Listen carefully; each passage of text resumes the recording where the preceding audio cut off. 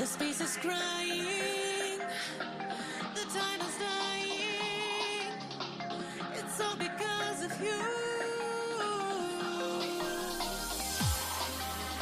Your soul is rushing, the stars are crushing, I'm standing next to you.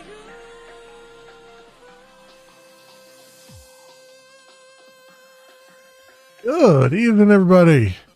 Oh, we got some bopping music right here. Man, this is something new. Haven't heard this one before.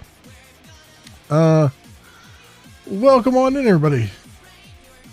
Welcome on in. Welcome. It is Friday night, my friends. And I am back. We'll be doing some coding tonight. Just my camera a little bit there. There we go. Welcome on in, everybody. Welcome. I hope everyone is doing well. You're all healthy and happy and all of those things. And look at me. I'm actually finally using virtual desktops because for some reason I forgot that that's a thing on Linux. I don't know why. I just had a brain hang up there. Yeah, so I can do some, I can swap back and forth a little bit faster than I was earlier. So that's good. Have one browsing virtual desktop and one for the coding and stuff.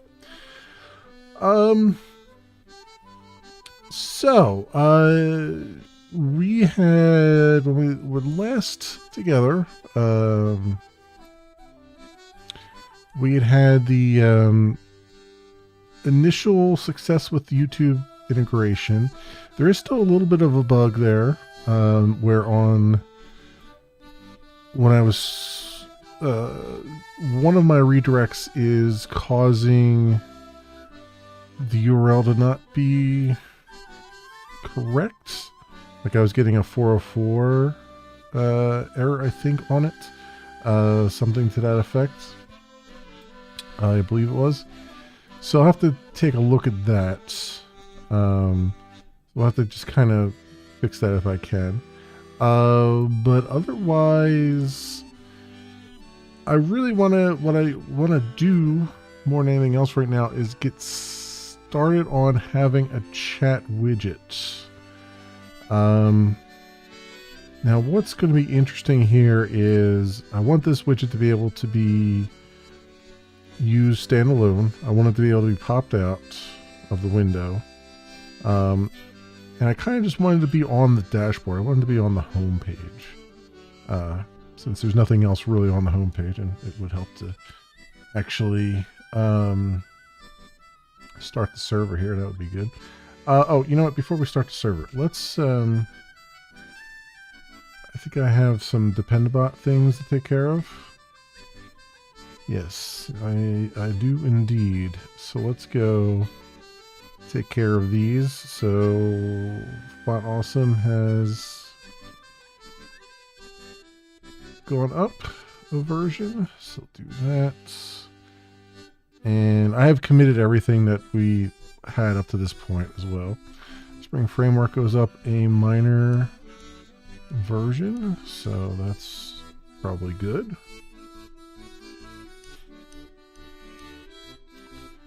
And what else do we have?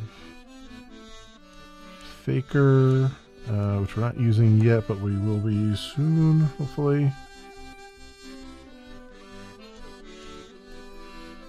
And in a fail-safe plugin, that's for integration tests, which again we don't have yet.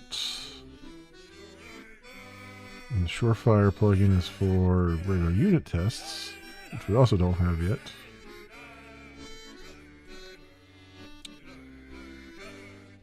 HTMX goes from 1912 to 201. Wow, that's a good change there, huh? Dark mode fixes. Removed IE specific tests. Removed legacy WSSE code. Okay, well I was using some SSE code, but I don't think it was the legacy code. I think it was I was using the correct plugin and stuff. So hopefully we're okay there. I guess we'll find out one way or the other. Although I wasn't using it in this project, at least not yet. I was going to potentially start using it, but we'll see. Jackson goes to 217.2. That's good. Confirm merge. Delete that branch. There we go. Cool. We should be all up to date there. And then on the main area here, we got a couple things to do. Commons Lang goes to 316. So we'll do that. What else? Exec Maven plugin goes up a minor release. That's fine.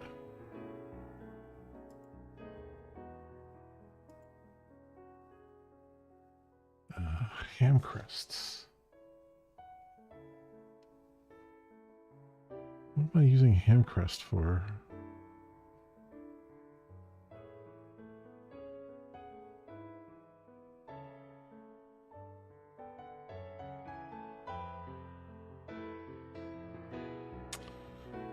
What am I using Hamcrest for?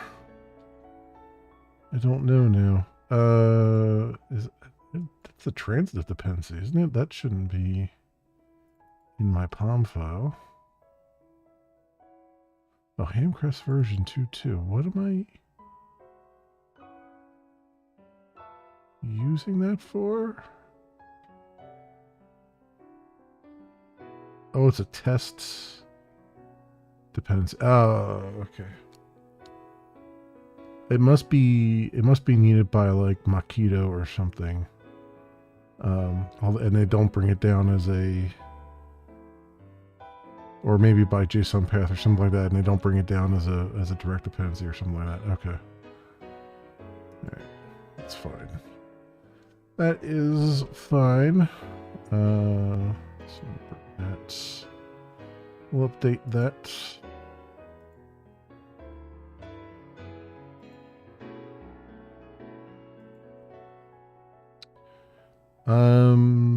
Sure, I'll update the H2 database.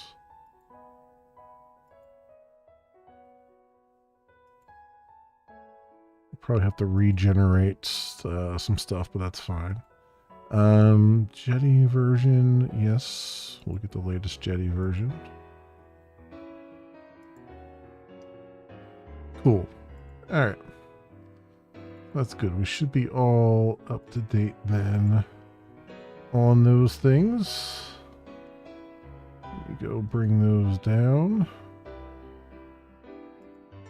Pull those changes down as we do. Close this so I don't get confused as to what POM I'm looking at.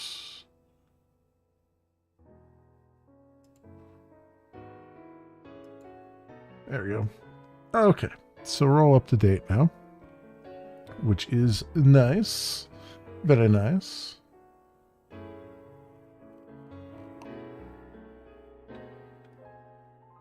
Okay, so I think I can... Okay, this is accounts controller, so... What was I getting? I was getting a So build YouTube off, and then I came back into here, and then I did a redirect to settings accounts, which is exactly what I do for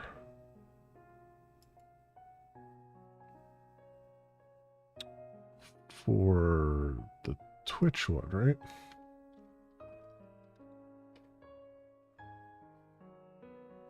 Oh no, I display a page and then that page posts back because Twitch does something weird. And here I just process everything and then do the redirect myself. So that's probably why that's going away. It's going away because it's posting back.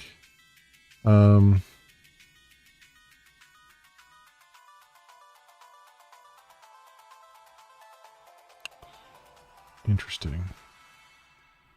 I wonder if there's a way I could tell it to redirect without that. It's a problem I've never actually run into before. Let me see. So if I do, let's go bring MVC, redirect,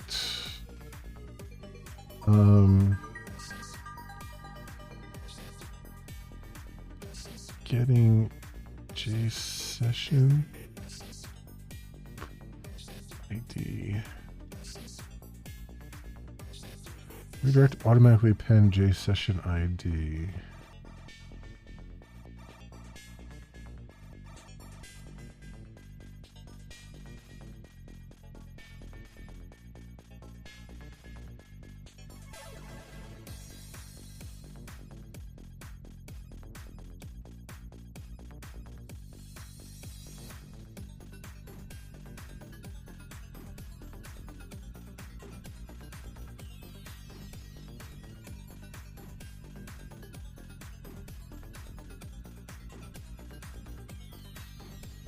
Oh, so it's not oh, it's right. The JSession ID is not, for some reason, not being stored as a cookie.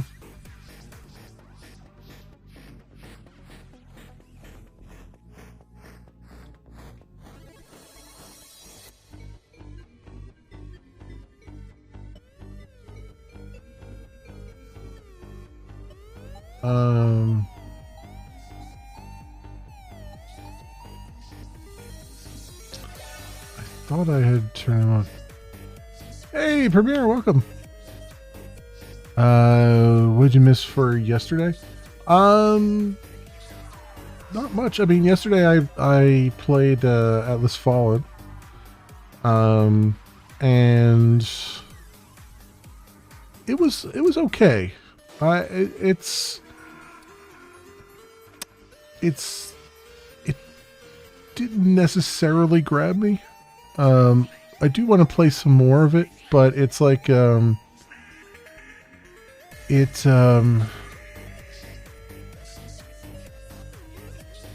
like most ARPGs and most games for that matter have fetch quests, right?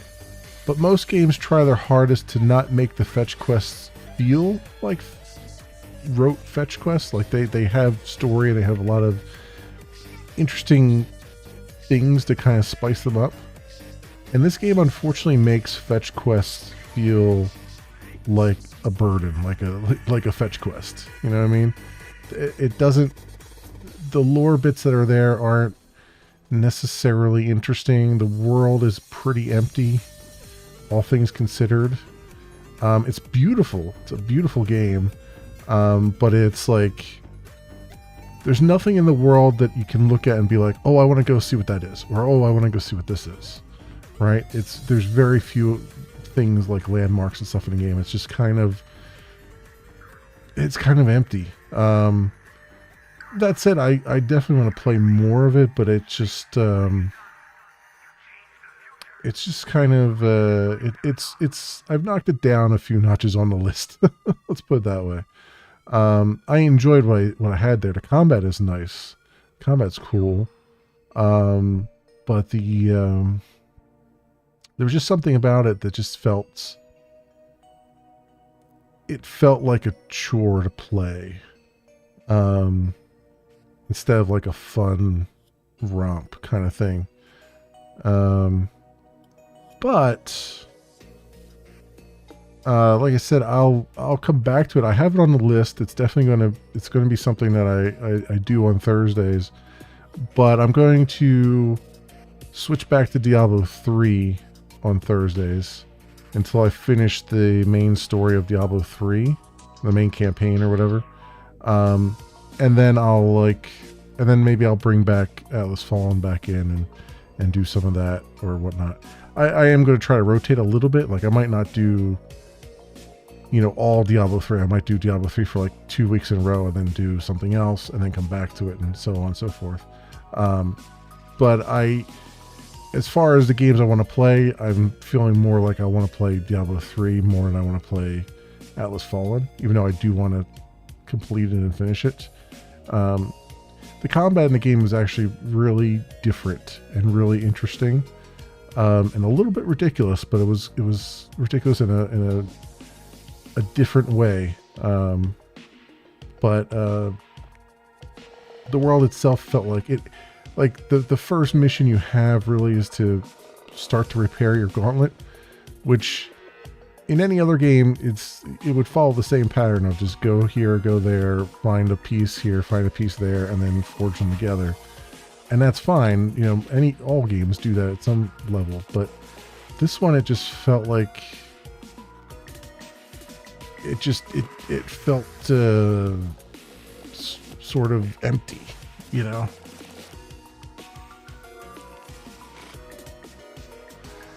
Diablo 3 used to be you had to unlock each hard mode.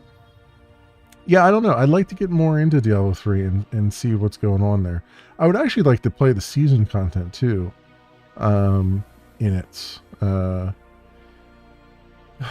My struggle now is how to, like, all the ARPGs are long games. That's like, how do I get it so that I can play them more than once a week, right? Because you think about it, I'm only playing them for like 3 hours a week, and they're pretty long games. They demand a lot more time, and it's like, I feel like my time in Diablo 3 is very efficient. Like, it feels like the game is moving along at a good clip, which is really cool to see.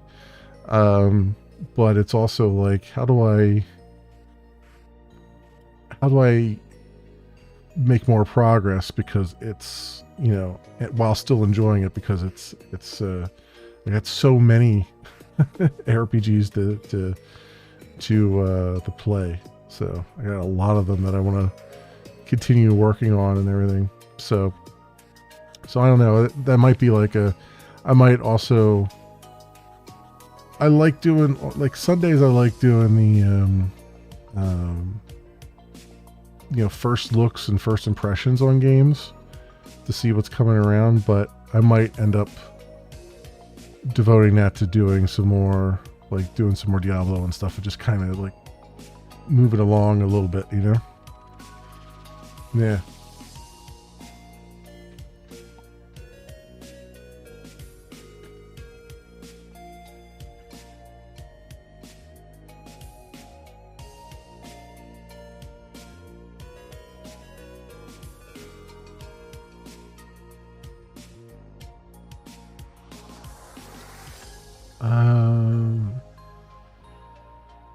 I didn't even think about that. So that's what's going on there. That's interesting. So, Spring MVC J session ID as cookie.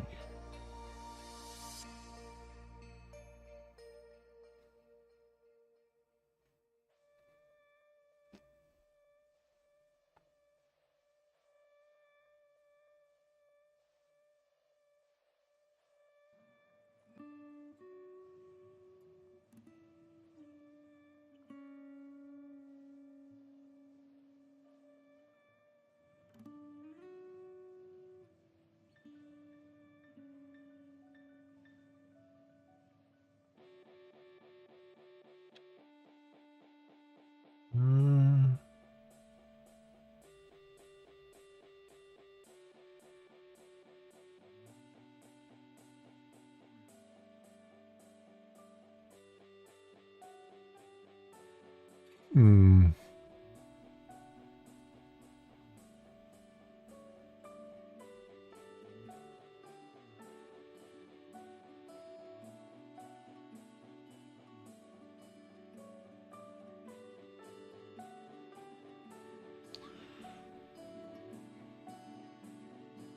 You want to play your old game again, but too much going on at this time? Yeah, that's the problem, right? There's a lot of just it's so hard to find time to play games as when you got adulting to do, you know? It's just it's crazy when you think about like how much time you had to play games as a kid and then all of a sudden, you know, it's like all that time is evaporates.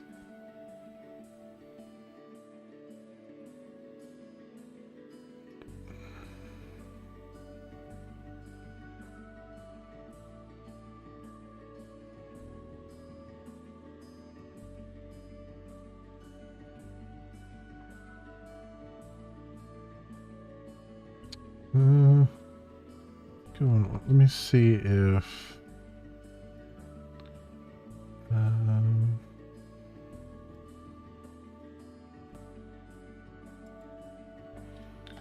how do I set the session ID cookie as same site and HTTP only in Spring MVC without using Spring Security or Spring.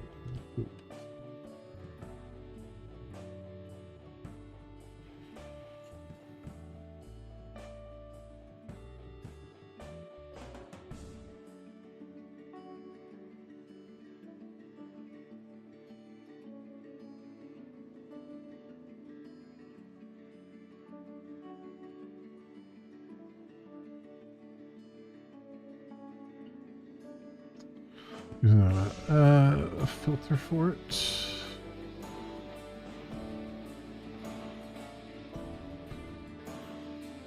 So did I do that on my on Hex here? Because I didn't.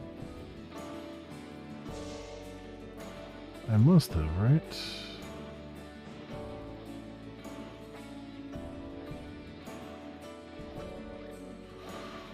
Let me see. Source main.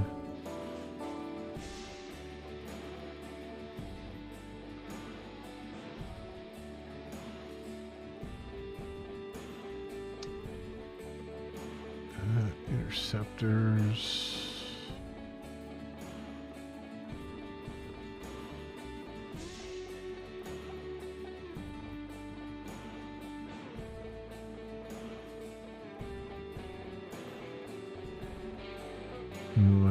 I locked down the verbs, yeah.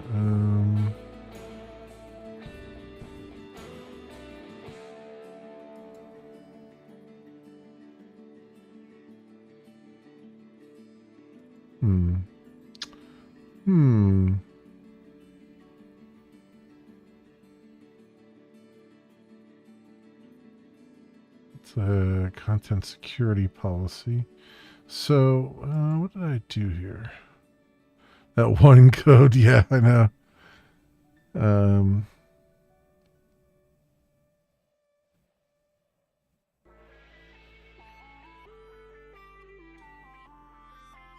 Yeah, all the time just kind of just evaporates. I get it. I really do. Config, so web config.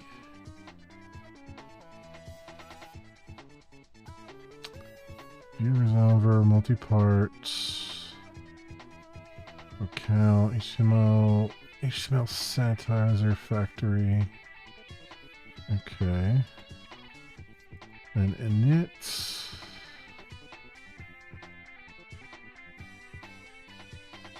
Security filter.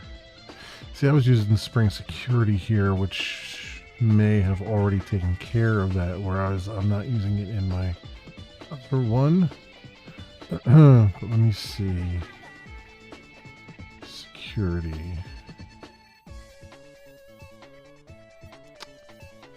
Remember me, session, registry.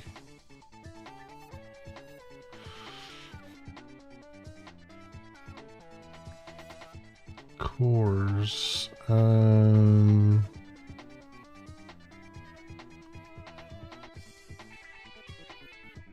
Detail. Delete cookies, JSession ID. When you log out, I delete the JSession ID cookie. Yeah, see, it was automatically going as a cookie, which I think it's still automatically a cookie, but for some reason it's putting it on. Oh, yeah. It's, I forget that it's on the website here.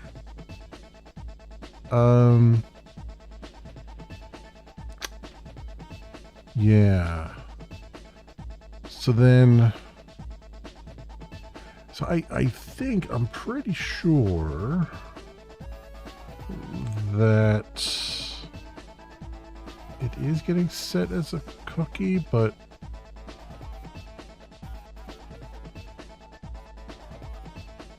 I could be wrong on that. Let me just see, because I might have to do this filter, which is fine, because this will actually set it as a cookie. If it's not already being set. I don't have a problem doing it. I'm just trying to I'm just wondering why it's not. I thought it did it as a cookie by default. Also, what was that other? I was a Tomcat config, right? I don't want to do a Tomcat config because I have to. This has to work in Jetty and all that stuff.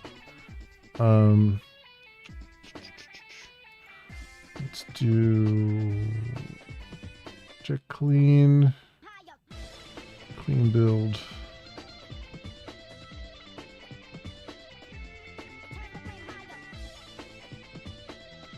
And let's see, we'll do that.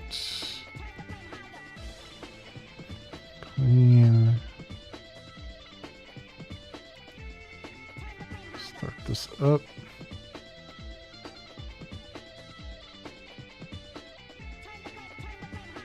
Okay.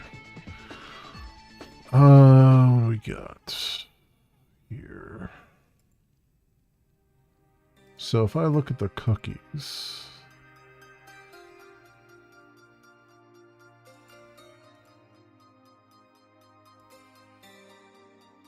yeah, it is being set as a cookie.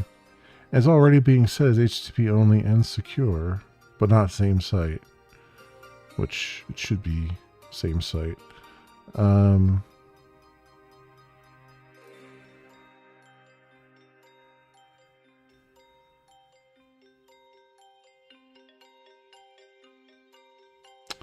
So why is it pending the JSession ID to wrong desktop? See, this guy was having the same issue, right? First time I access my page, it redirects the login page, but automatically appends the JSession ID at the end of the URL like this. Yeah, which is what I was seeing. And it was causing a failure.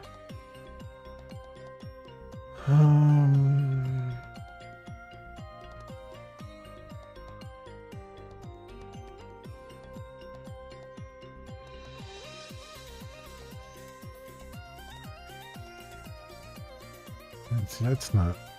I mean, that's an answer, but it's not the right answer. I wonder.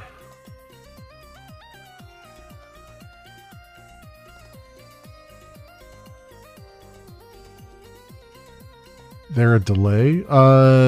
Yeah, there's like a couple second delay on YouTube.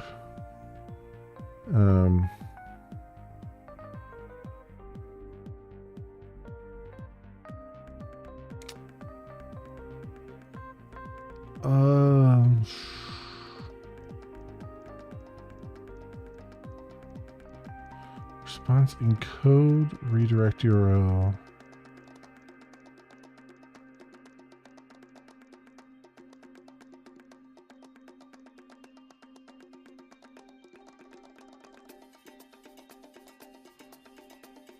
Configure tracking mode.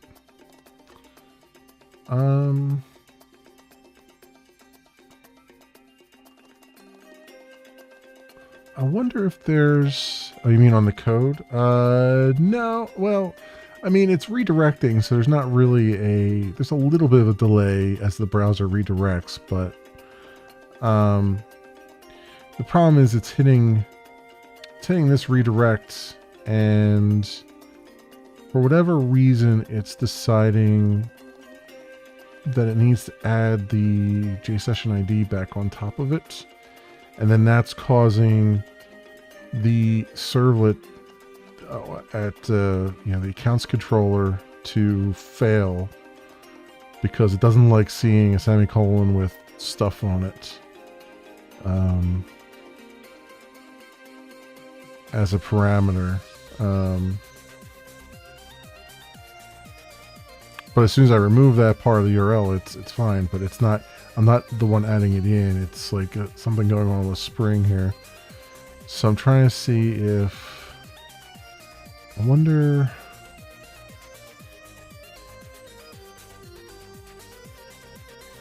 in the init... Is there something on...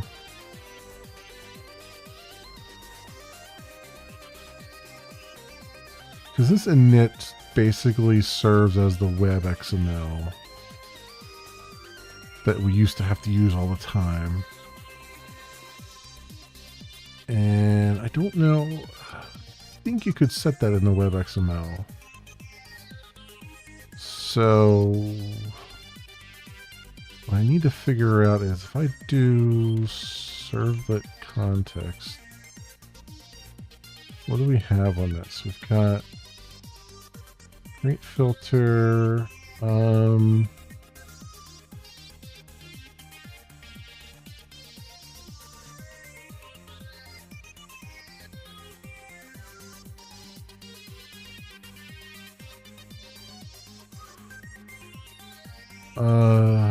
get contexts.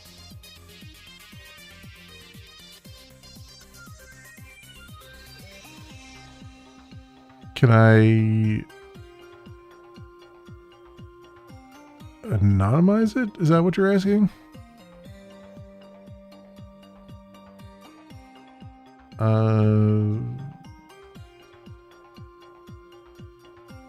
Real path, request character encoding.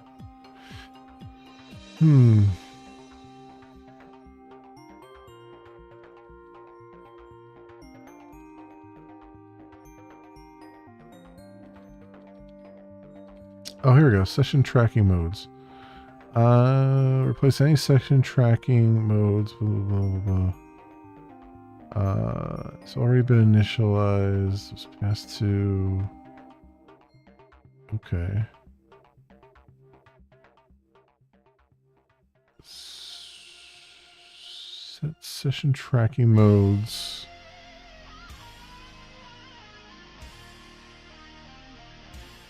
So what does this do?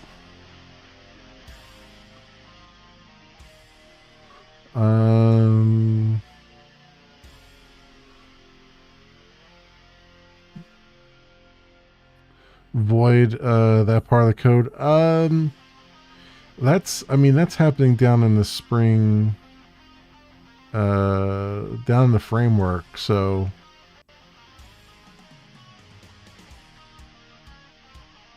I think the only thing I can do is, I think someone had suggested changing or overriding there's like a little firewall thing that happens that Spring does to try to prevent like semicolon things from happening, which you can let that through, but I don't like the sound of that. That firewall's in place for a reason. So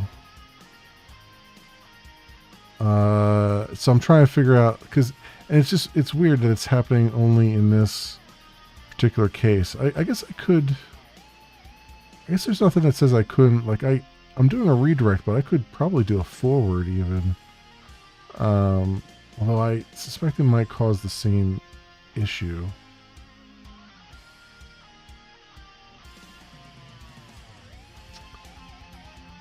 And the only other thing I can do, I guess, the other thing,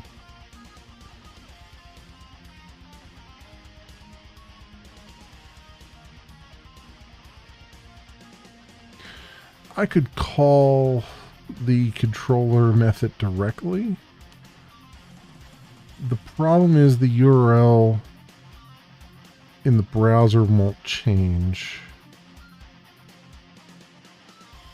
if I do that. And so it'll look weird, or worse yet, it'll have stuff on it that I don't want the users to see, per se. Yeah, I don't know. I'll have to find some workaround for it, obviously, but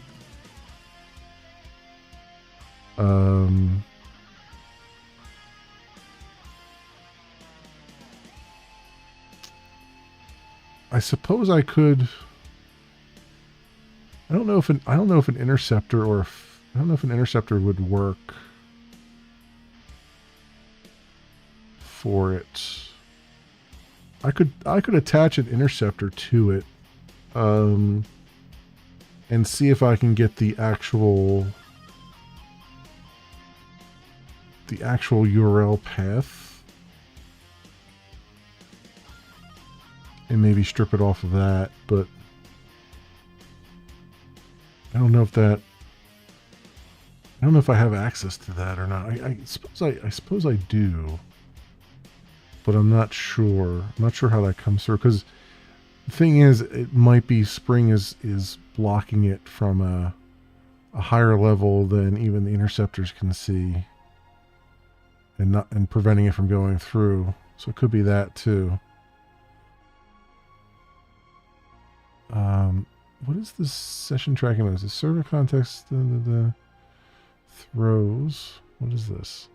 Session tracking modes. A set of session tracking modes become effective for this server context. That does not help me. But I guess let's try to set session tracking modes.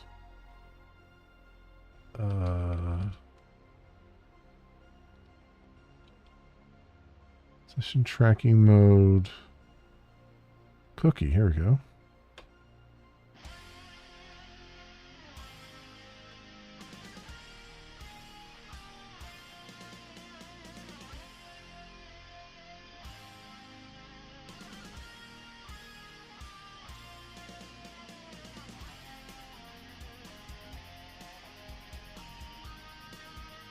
Let's try that. Let's see if that, because this should effectively be the same thing. I'm just saying, like, only track the sessions via cookies.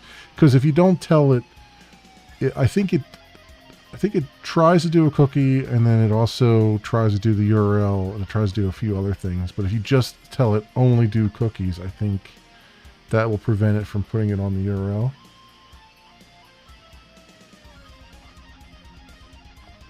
There's only one way to find out, I guess.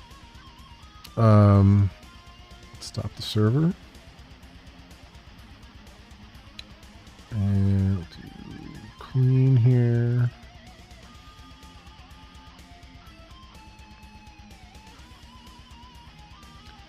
And clean this, and clean this. Clean deploy. Start that puppy back up.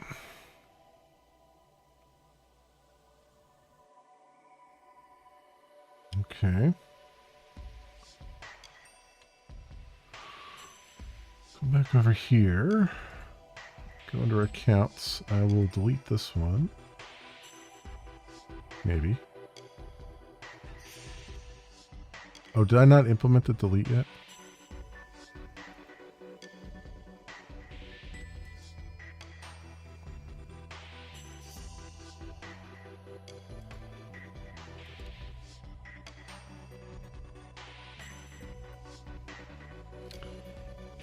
I may not have implemented delete yet. That would be my MO. Let's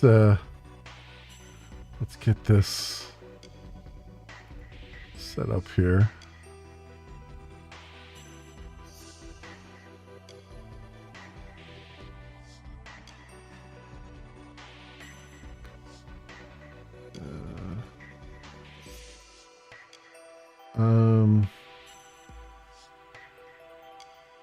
Oh, you know what? Let me, while I'm thinking about it.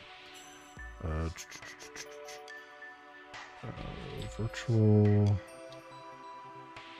desktops.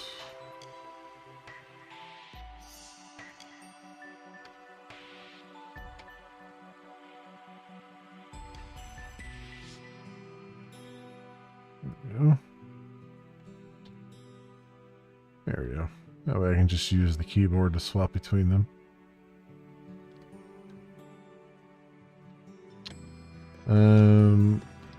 Let's do this. Oh, I instinctively hit F5 and that's not the key to do it. Okay. Let's go.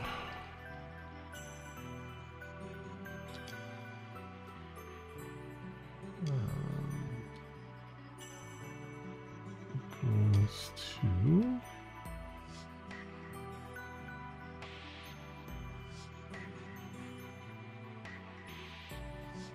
Is this auto commit? Oh, they have a transaction log too. Interesting. Okay. Yeah, it's auto commit. All right, good. Good. Oops. Do that. Which means so I reload this. That goes away. Okay. Link YouTube. Let me hide this for a second because I don't know what's going to pop up. Half the time I don't know what's going to pop up when I do this. Oh. Interesting. It came immediately back and said, oh, I know who you are. Here, we'll link you again.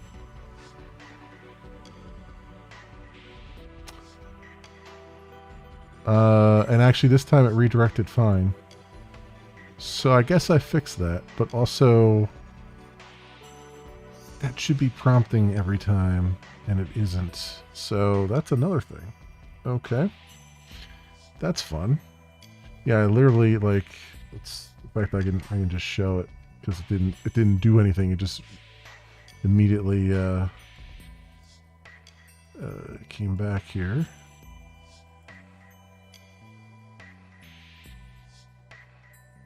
Session closed.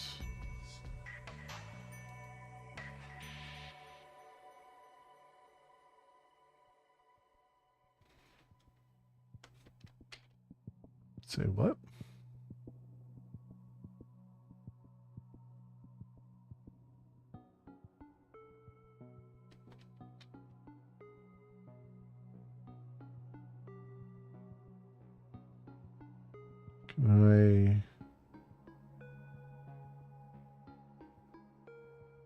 Can I reset the connection here? That's weird.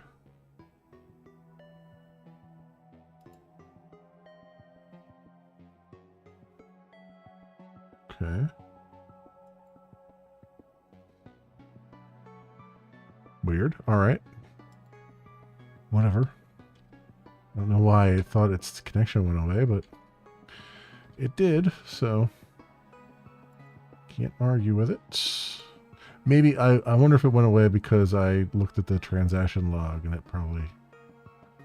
Huh, I don't know. Anyway, let's show this page again. So it's gone. So if I go link YouTube account. Oh, now it tried to...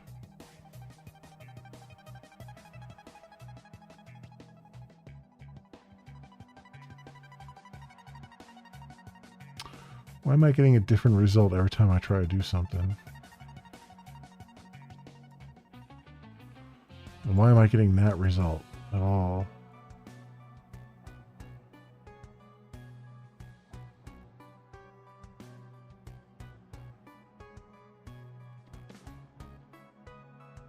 Server's still running, right?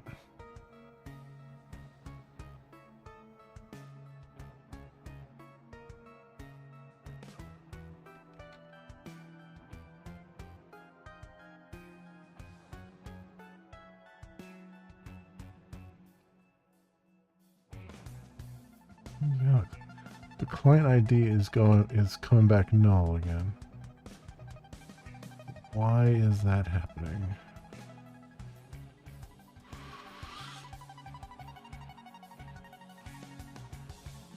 Okay. Why would the client ID suddenly be null?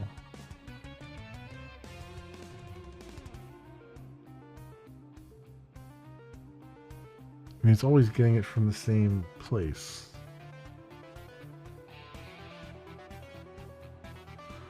So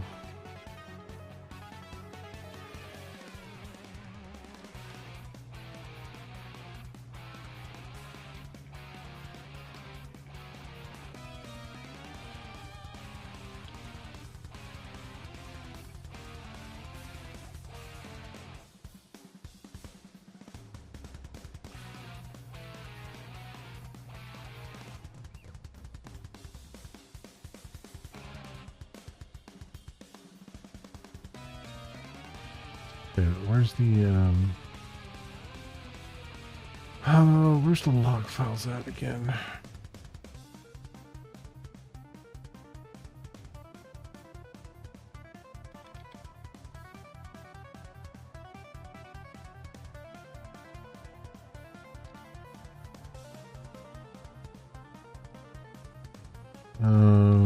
Development.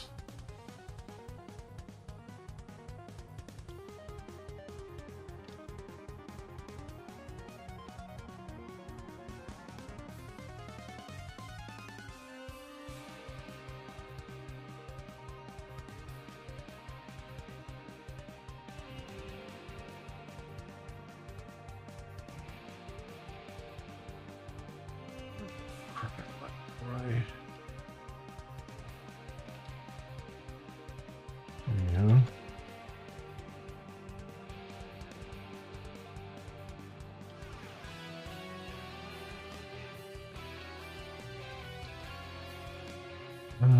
No, it's in the Tomcat folder, right?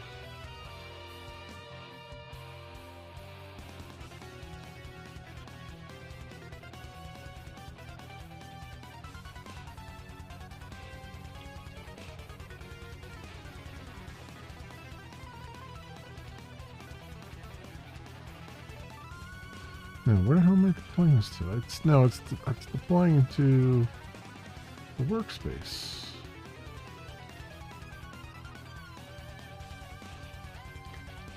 Why is it not here?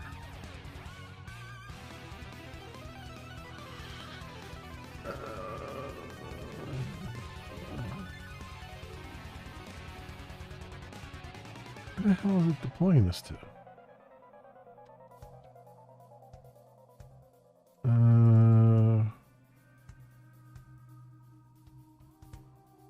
Configuration path. Launch configuration.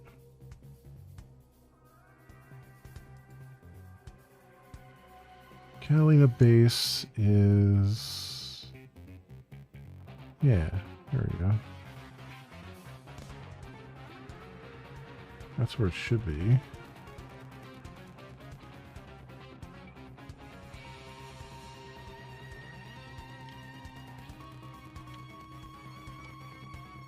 There it is. Logs. Alright, so what do we got going on here?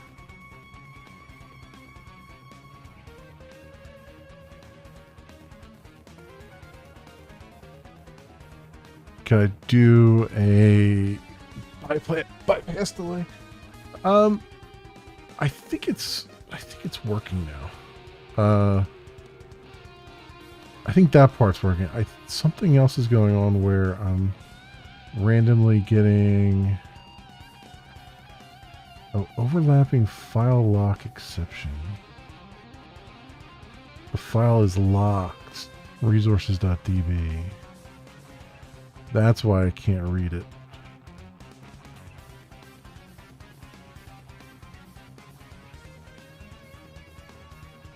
The file is locked. What is causing the file to lock? The only thing that would cause it to lock is if I'm not closing it properly, right?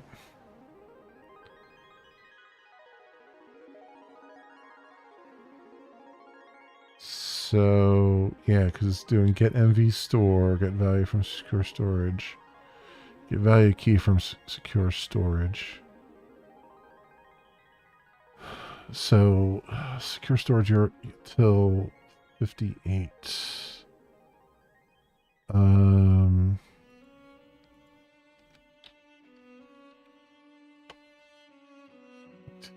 58. Encryption key open.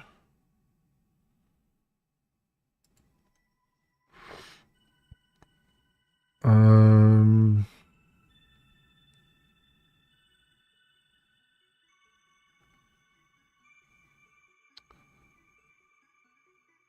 am closing it though.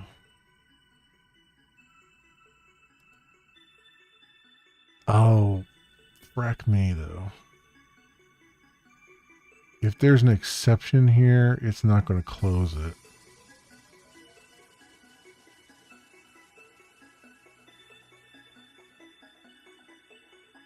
I wonder if this is... Yeah, you know what? I should have caught this earlier. I don't know why I didn't.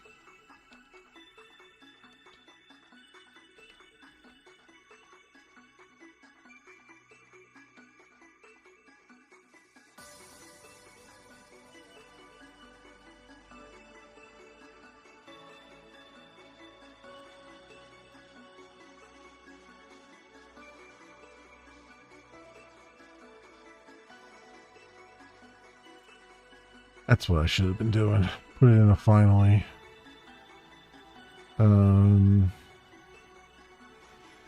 Because I must have been getting an exception somewhere. I wonder, just out of curiosity, so failed to read from secure.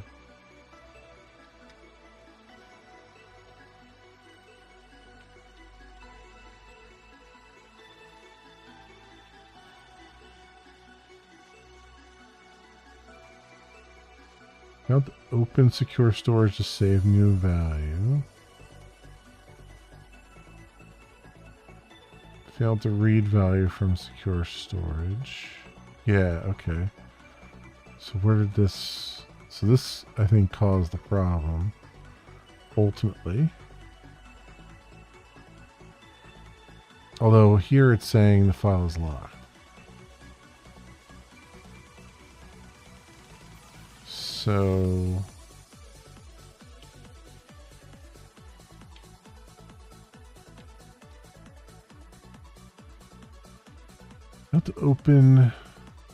Failed to open secure storage to save new value.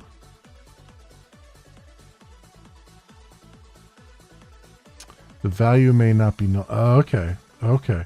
So it failed to save the OAuth token because it was trying to save null there. And then when that failed, it never closed the secure storage. So now it's locked. So every time we try to read from it, it's locked. Okay. It was trying to store the YouTube access token. I'm glad I logged that. But it was null, which means I'm not getting the actual, which means I'm expecting an access token back from YouTube. I'm not actually getting one.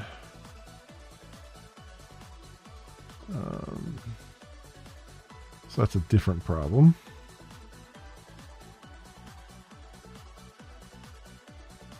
That was my goofball mistake, leaving that file open like that. gotta do that same thing. Same thing here as well.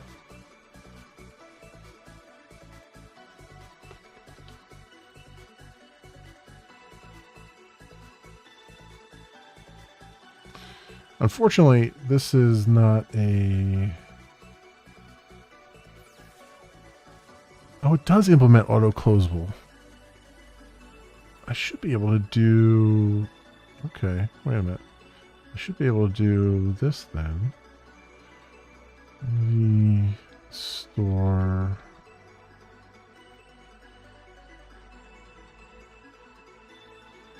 For some reason I thought it didn't implement auto-closable, but it looks like it does.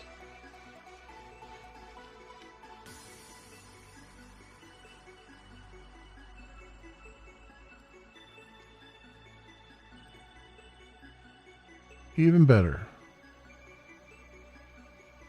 That's even better. Okay, so we can do the because it implements auto closable. The new try catch stuff, well, newer try catch stuff. If I put it in here, it will automatically close this out finally, or whenever there's an exception. So that's fantastic. I don't know. I thought for some reason I didn't see it implementing that, but it does, and that's fantastic, and I should utilize that.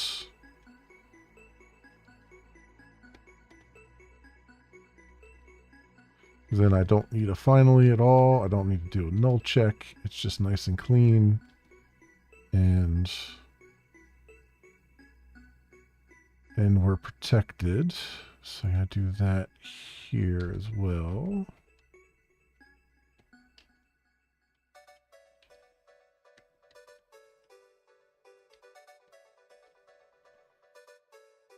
There we go. Okay, so that should handle us accidentally leaving that data store open.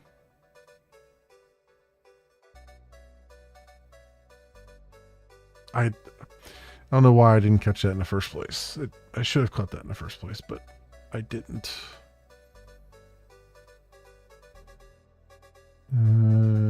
Good there. I still have an ePrint stack trace here. That's not great. I'm catching all kinds of things here.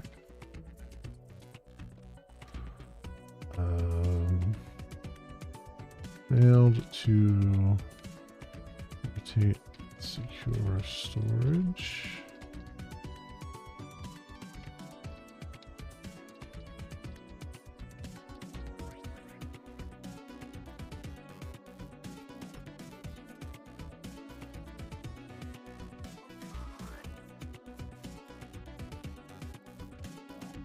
Okay. All right, so theoretically, if I stop the server, that should free that lock. Question mark. If not, I'll just delete the... There's probably a lock file here somewhere. Source main resources.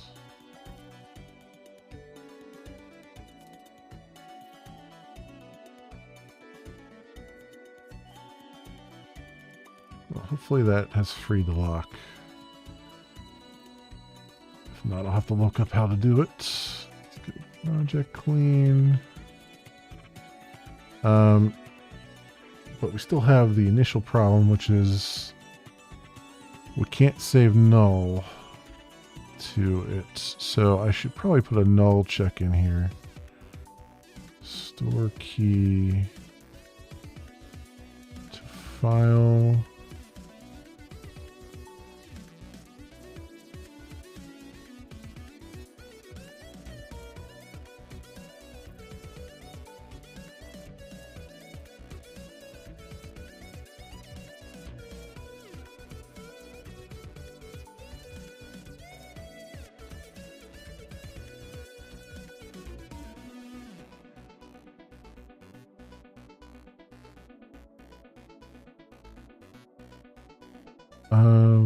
Store key to file.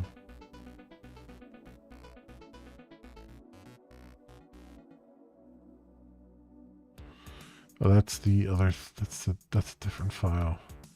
Am I? I'm gonna, does this automatically close?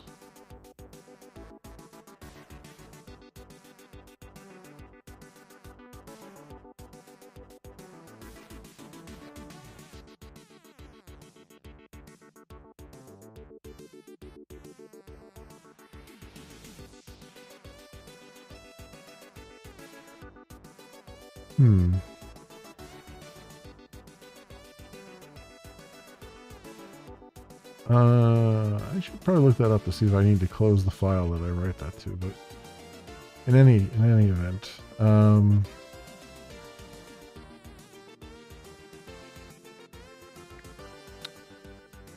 in here,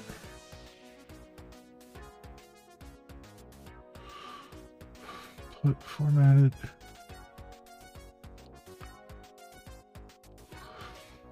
Token. So I gotta say,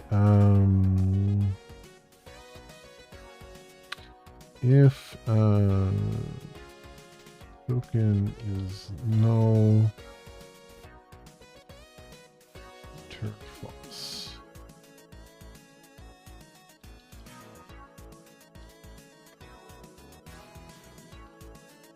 Have to save null token.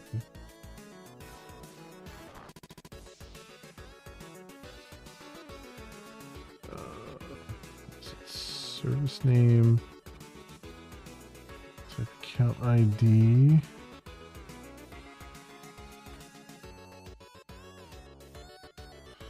null token value,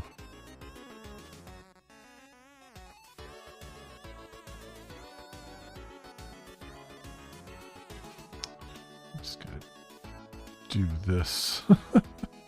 Like I just have to do this. Because I have service name, I have it here twice. So let's just grab this, put up here.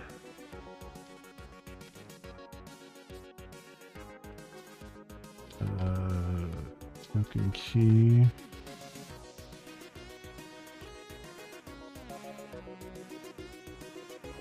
Service name, token type. Account ID, save null, token value for key,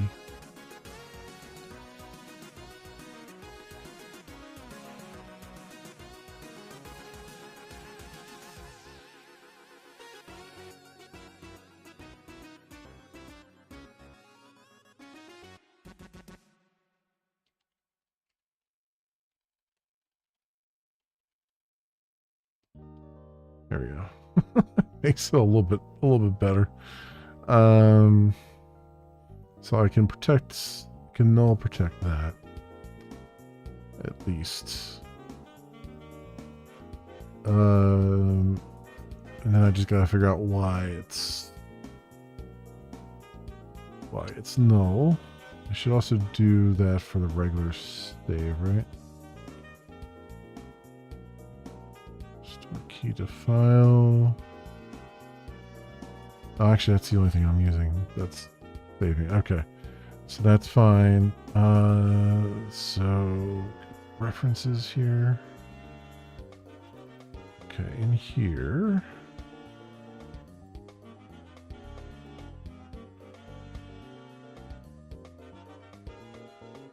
So it was saying access token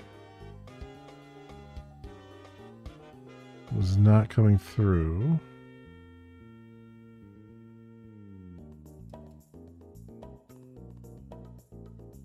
So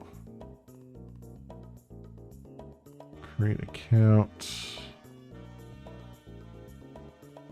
And trace this up.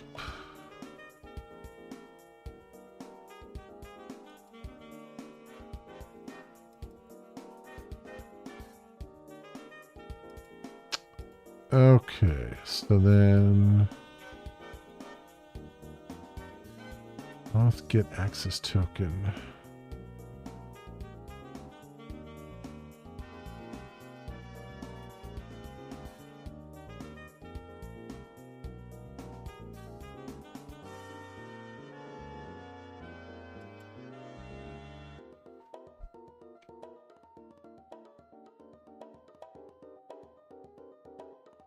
copy post token endpoint authorization code.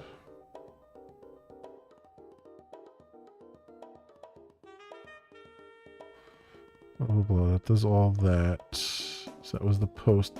So this is on the. So I execute that. I get the body back. Parse the response.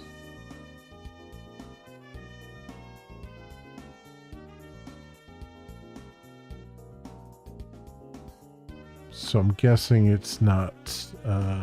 Okay.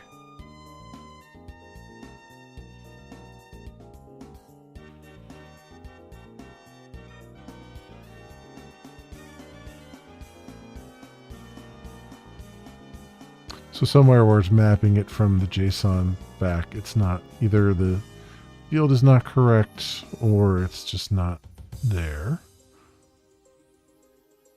So what I want to do is put a breakpoint here so I can see what the string result is, and then we'll take a look at what's actually coming back there.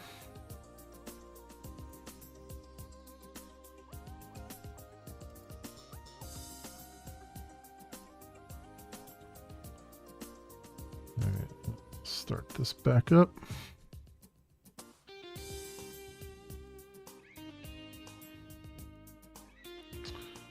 Okay. Accounts page. All right, I'm going to hide. Oh, crap. Wait a minute. Damn it. Forgot to put it in debug mode.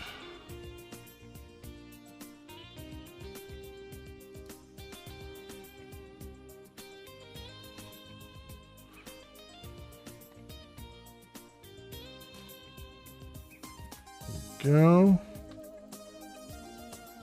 Okay. Gotta hide this for a second. YouTube account. Okay, what came back from?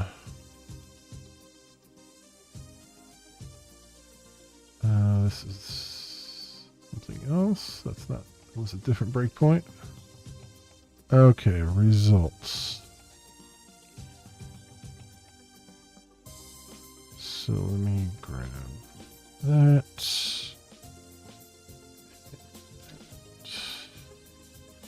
Put somewhere where I can see it easier. So there's an access token.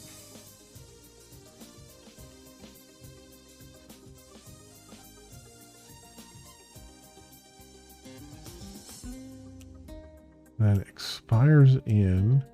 Oh, you're killing me, Google. Really? So they sent JSON back,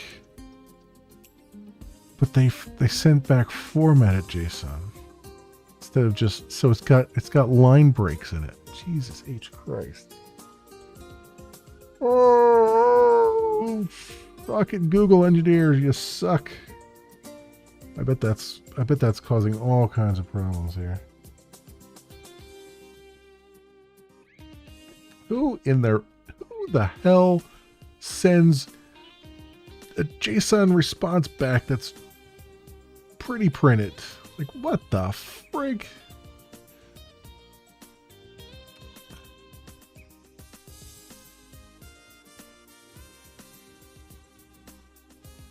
I wonder if that's so.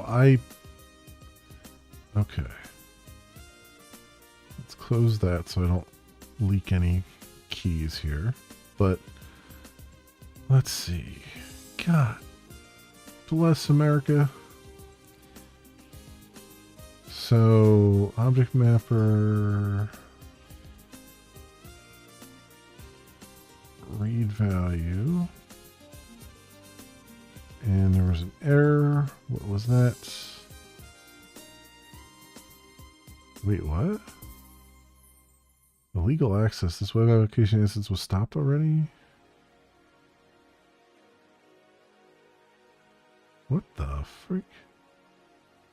Cannot load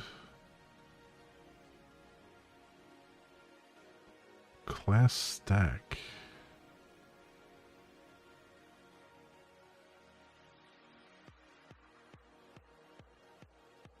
What the hell?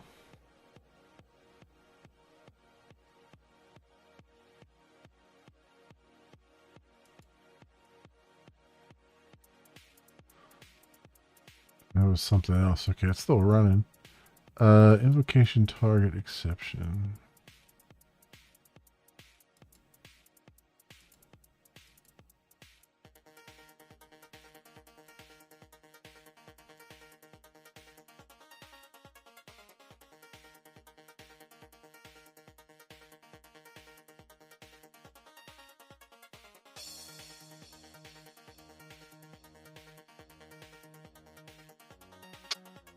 Oh, wait a second here. Internal oh, here we go. No class def found. Logback core status warn status. Logback failed. What? No appender defined.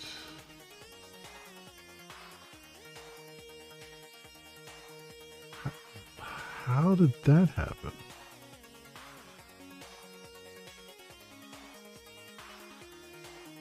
Do filter internal. Oh, character encoding filter.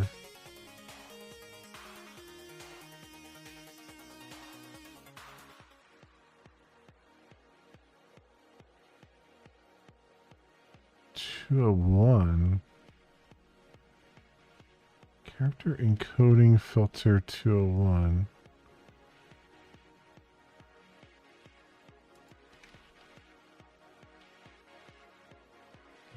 That's a spring thing, right? Oh yeah, that's a spring.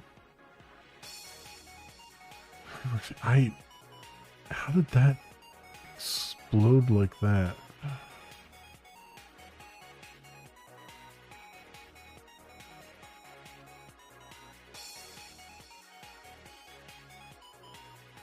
I don't know how that exploded that way.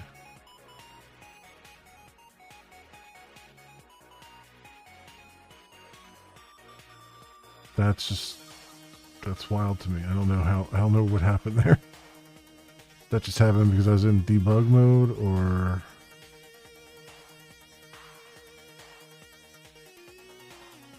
okay, let me make this again because it's gonna hit the breakpoint again when I try to do this.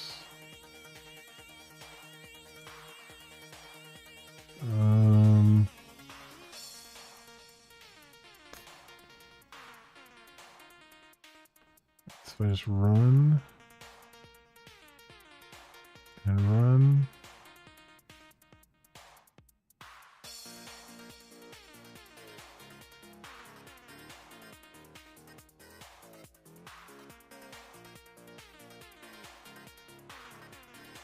Yeah, what the hell is going on? So it's like when it runs, it's killing the app server. Like Google literally gave me a response back that is causing Jackson to freak out and kill the app server entirely. That is downright hilarious. Illegal access.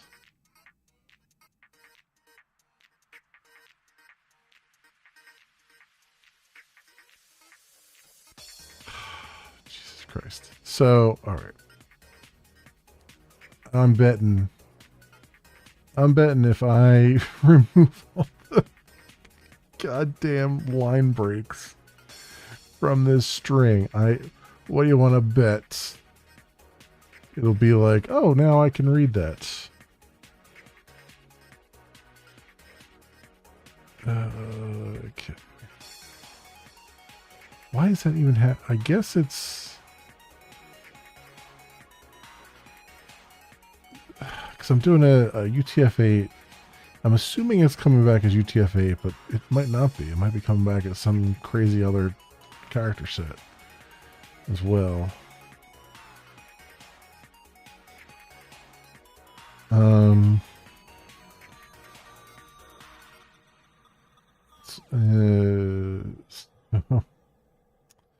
This is so silly. This is so freaking silly.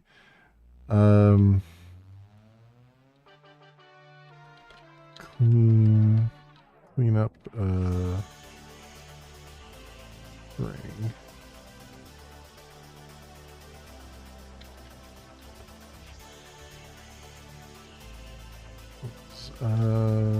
String utils. Remove all. Deprecate it. Regex utils.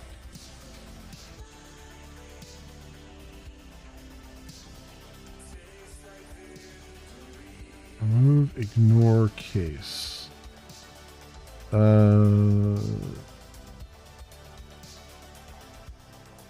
Okay.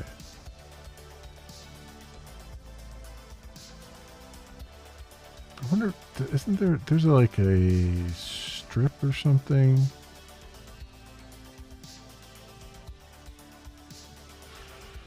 That's from the beginning and end.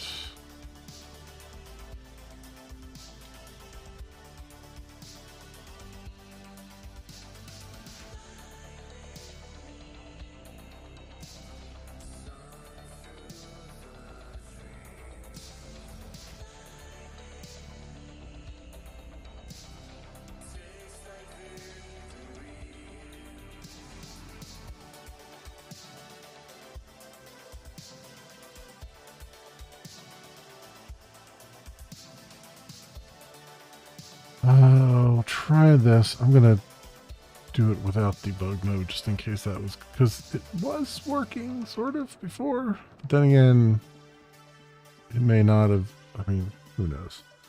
Who knows? I'm just gonna do a clean build here.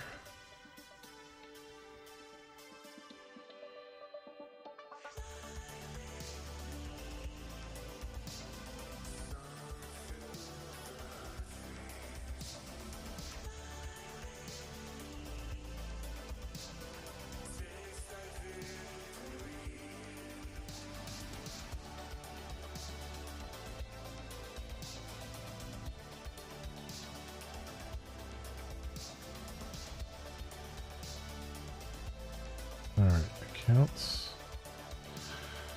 Alright, let's see what happens.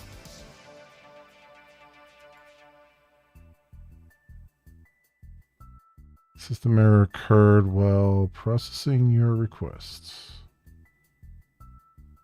Okay.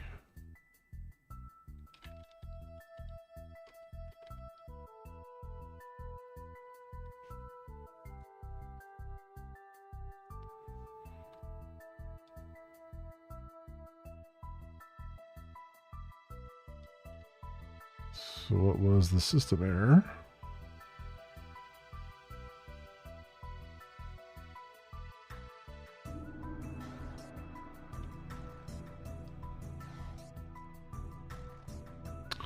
Well, it's not in the log file, whatever the system error was.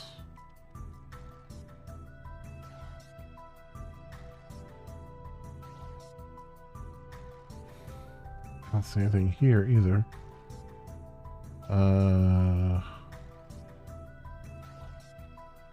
Well, that's incredibly unhelpful.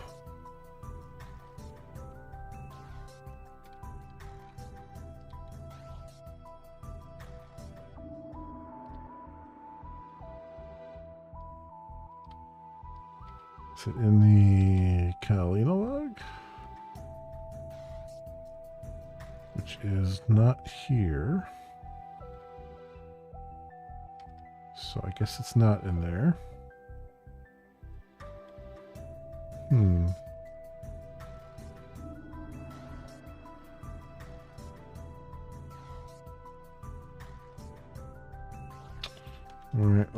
guess I gotta go back into debug mode here. Figure this out. Let's do that. I'll leave that other one on.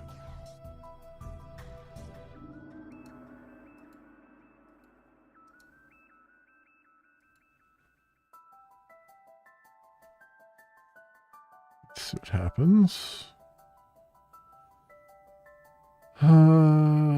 Okay. Let's refresh the page and try this again. All right, gotta hide the screen. Sorry, folks. All right, so cleaned results.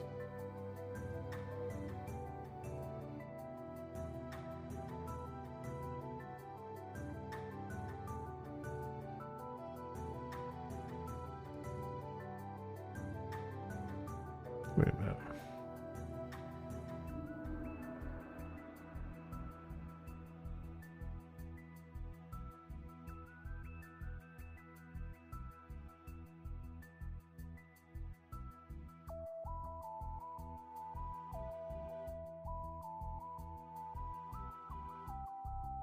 Oh, for crying out loud. I have the parameters backwards. Yeah, I'm fine. I'm fine. Everything's fine. Everything is fine. It's all good. We're all okay here.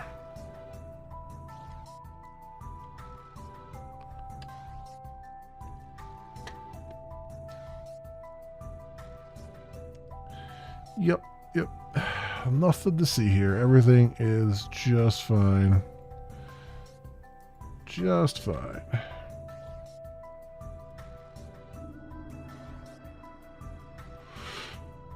It helps to read the it helps to read the Java docs correctly.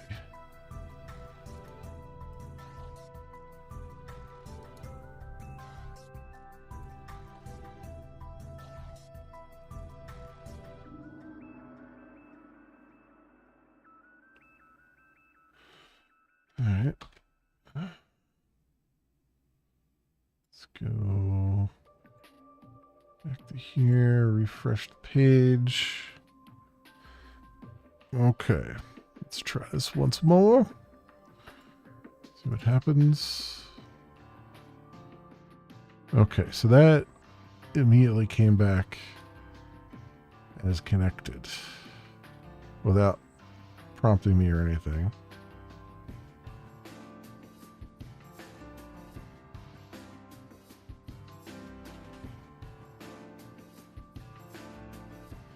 Which is not what I want. I want it to always prompt on that particular case, but that's... I thought I had given it the flag to do that, but I apparently did not, unless there was another error here somewhere. Let's see...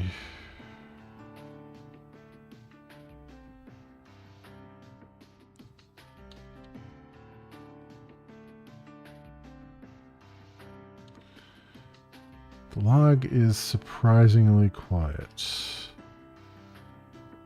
A little too quiet for my liking. Okay.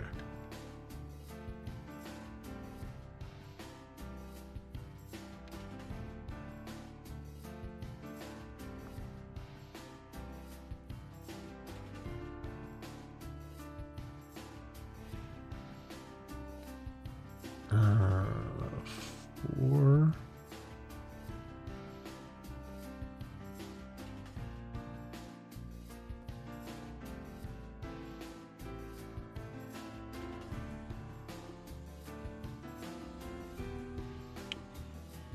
So what I'm gonna have to do here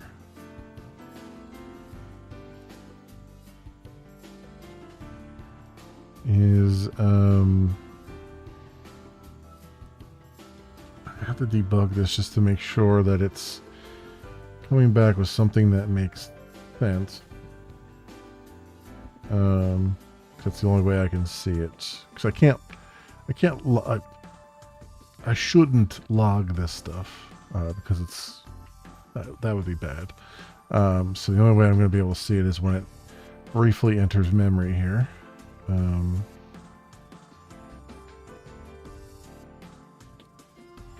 Auth response. Parsable auth response.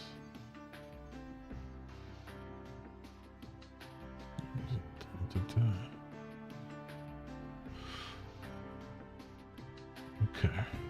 All right.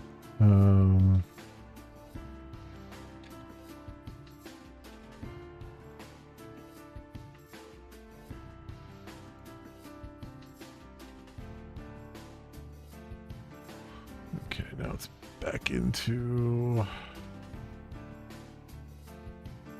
thing here.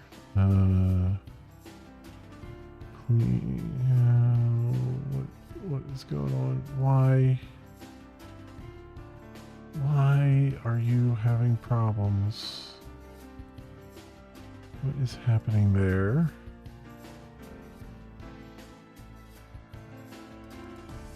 I do not understand why that's having problems like that. I think my debugger is just having issues.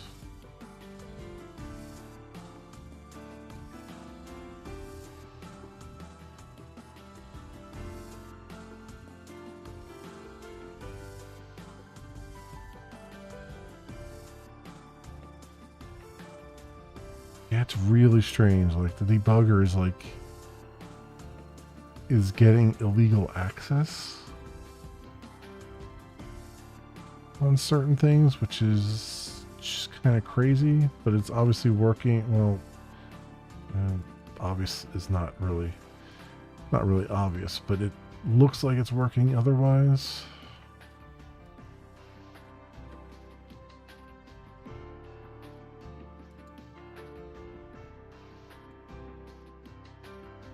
Okay, that's fine.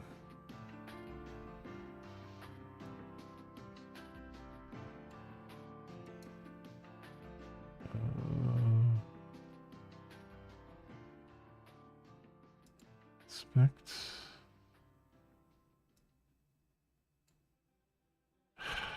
No class def found there. Yeah, what is going on with the debugger here? What is going on with the debugger that it can't inspect some of these classes? That's really crazy.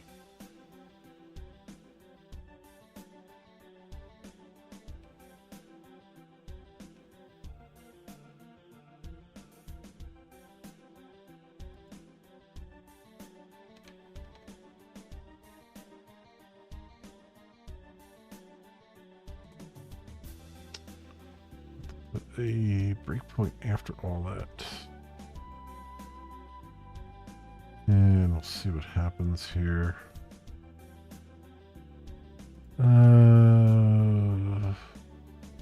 This link YouTube account.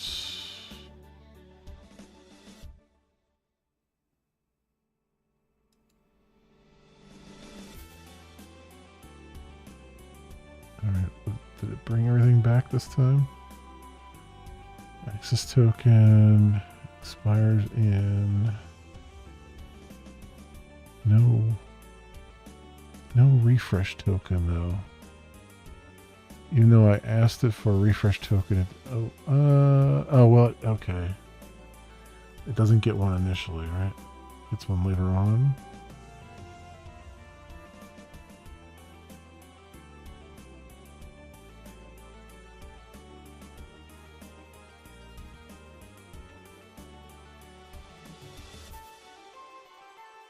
Is that true? Create account.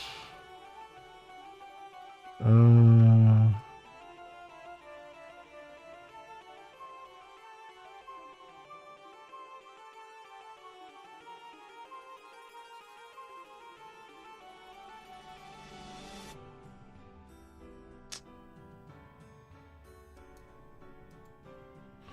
can bring this up again. Is that true? Set access token. No, I am expecting a refresh token at that point. So why did it... So it gave me the access token. It did not give me a refresh token.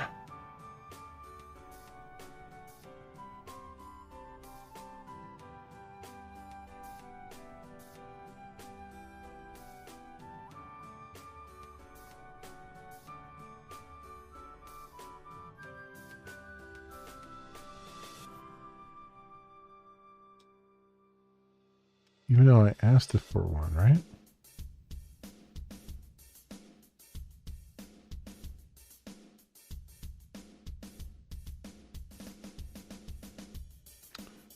It's a grant type, authorization code, and then it... That was the thing that was supposed to tell YouTube that I want a...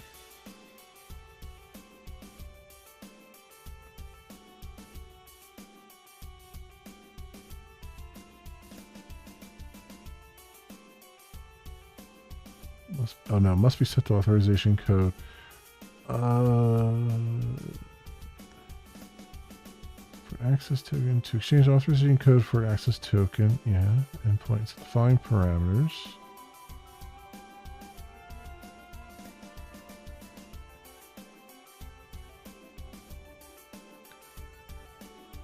Oh, refresh tokens only return if your application set the access type parameter to offline in the initial requests. In the initial request. But I did, didn't I? Access type parameter to offline. In the initial requests.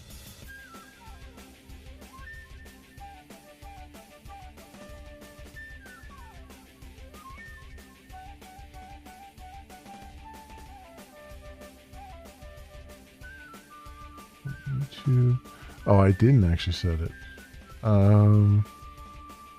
Okay, so that is on me. So I should be access type offline.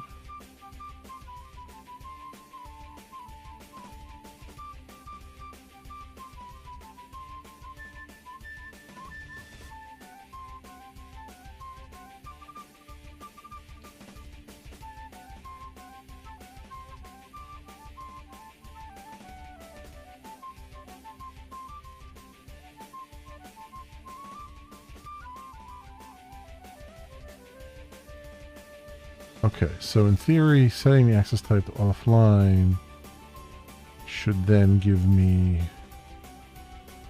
the refresh token back. Because I got the access token this time and actually parsed it because it cleaned up the mess that they created, at least for now. And clean build here, and then clean deploy, clean the work directory, go into debug again. So this time around, I should be able to see it.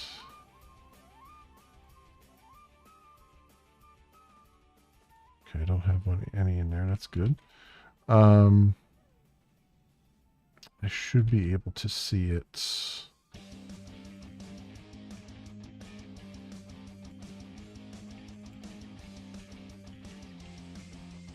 Actually do the thing. There we go. Gotta hide this again real fast. Let's run through that. Alright, what does auth have now? Still no on the refresh token.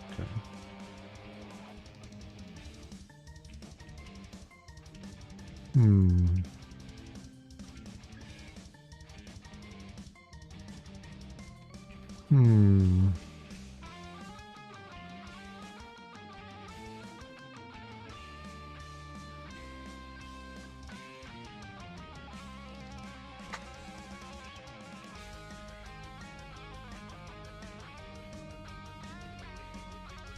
Hmm.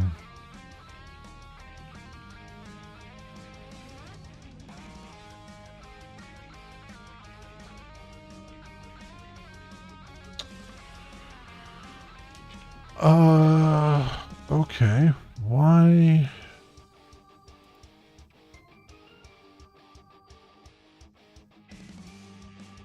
Still not. Hmm.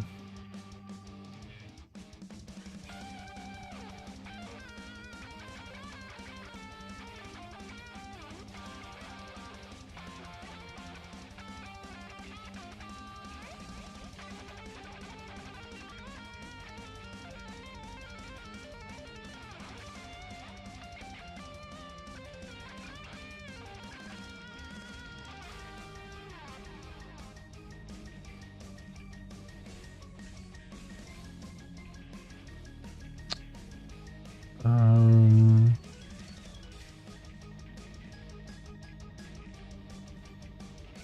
So here we go. So access type offline.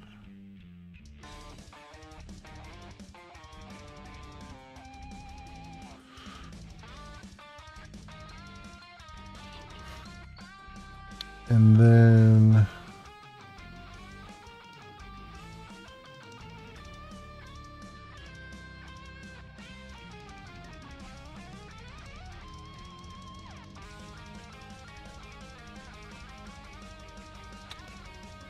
they have response type code, which I think I have on there.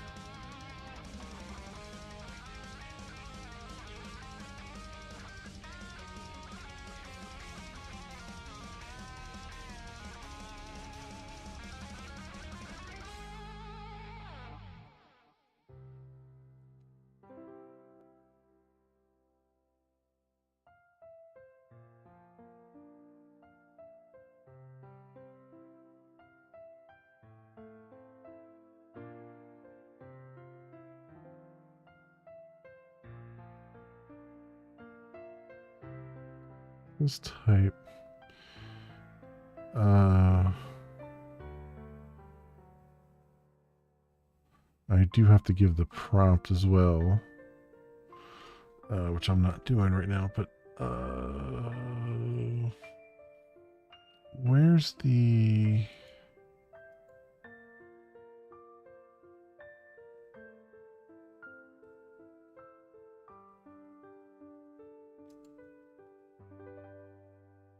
YouTube off. So client ID, redirect URI,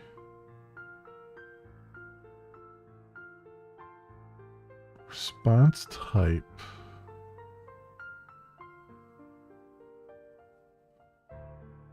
scope, state, access type. Response type is code.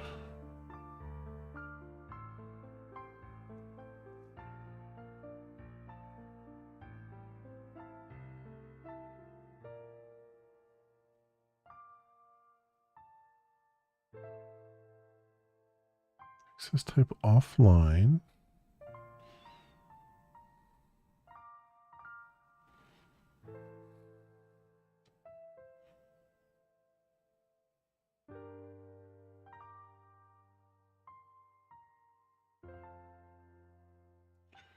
So I definitely have that in there.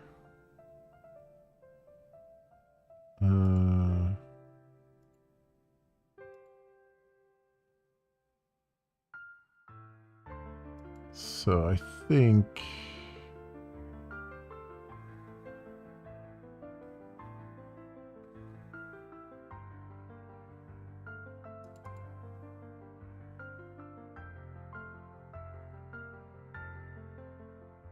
yeah, I just need to see what the result was coming back again to see if it's actually in there. Because it might actually be in there and I'm just not parsing it properly. Let me do a sanity check on that. Make sure I am not causing myself grief over something that I messed up on my side. Debug here.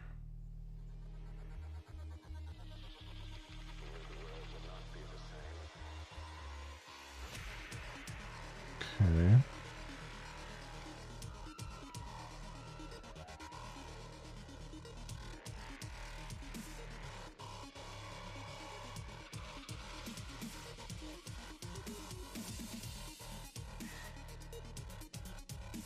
Okay, let's hide that.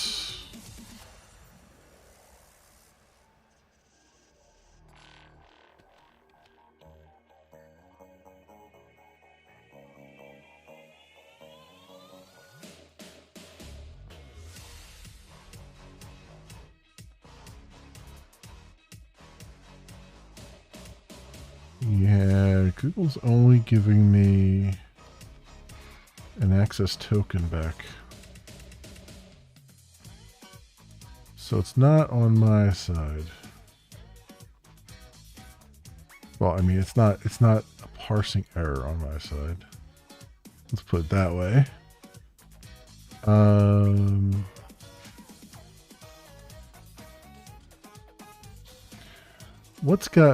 What I'm finding.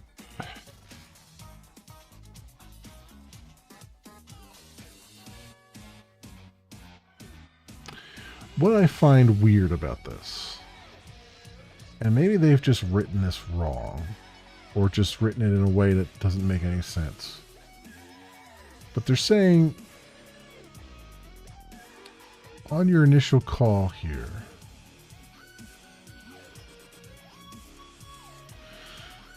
you say that your access type is offline. It says the authorization server will return a refresh token and an access token the first time your application exchanges an authorization code for tokens.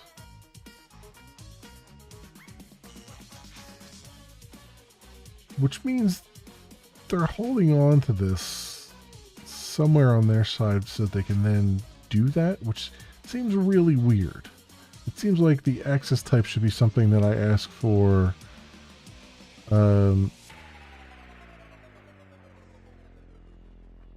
when I go to ask for when I go to ask for the actual access and refresh tokens. Like, it should be down here, I feel like.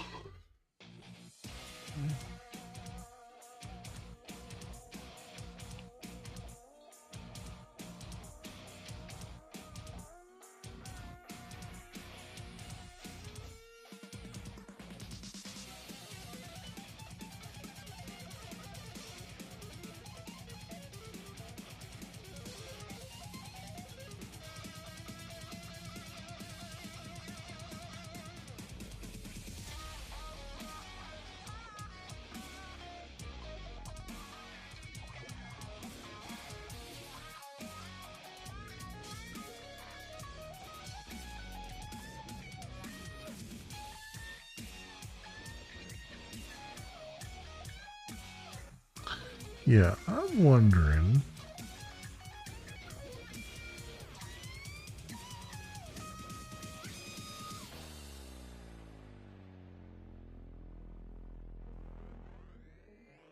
So they keep saying in the initial request to Google's authorization server.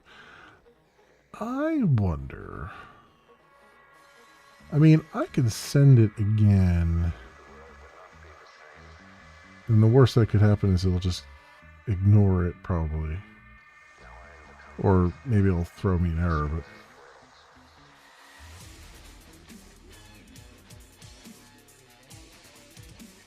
type.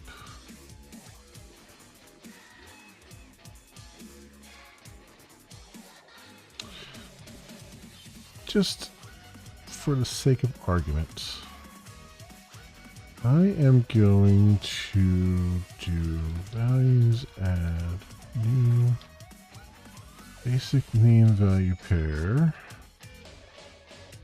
access type, and I'm just going to set it to offline again. And we'll see what happens.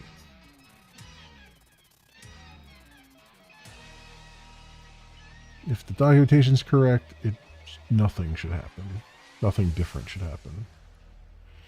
If the documentation isn't correct, suddenly I'll start to probably see a refresh token come back.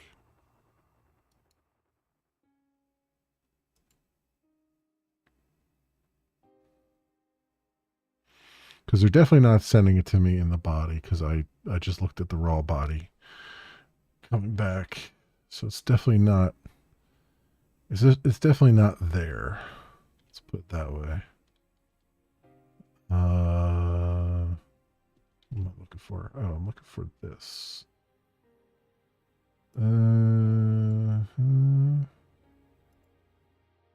we got here? Okay, so I got that, and what is the result here? No, it's still not.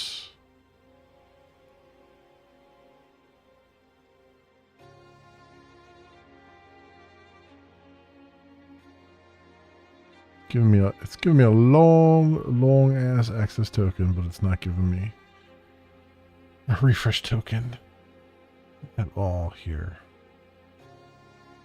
So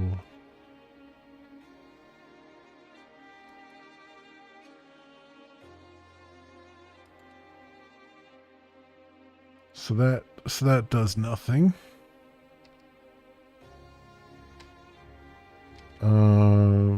Go back to over here. So this is what I'm redirecting to. Go in.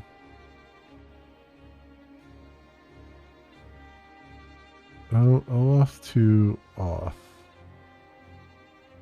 Let me just make sure that is accurate compared to what they're saying to do.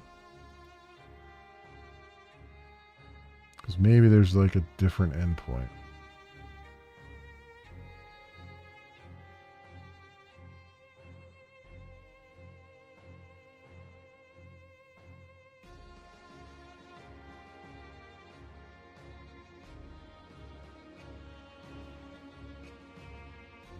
Oh, they're going O off to V2 off. No, O off to V2 off.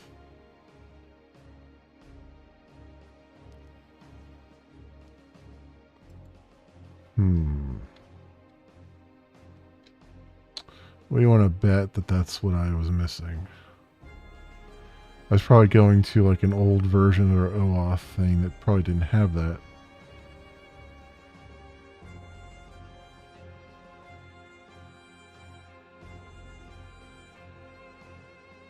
What's interesting though is that this URL base I took out of the client JSON that I downloaded.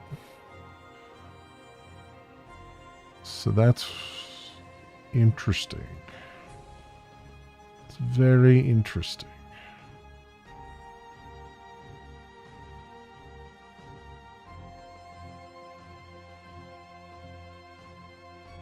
Okay. Well, I mean, it is a different endpoint, so all bets are off here. We'll see what comes back.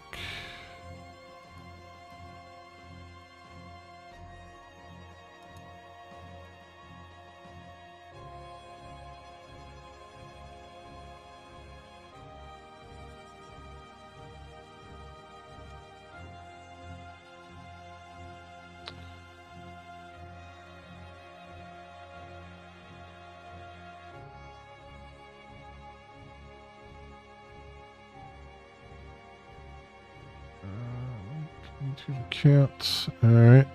Like that. And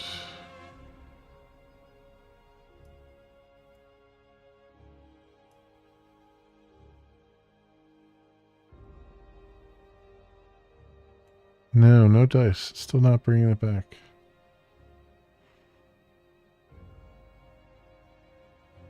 Still just says access token,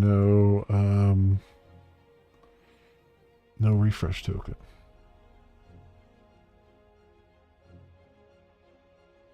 I wonder if the token endpoint is also has a V2 after the end of it. Let me see. So it did V2 auth, that seems to be coming back.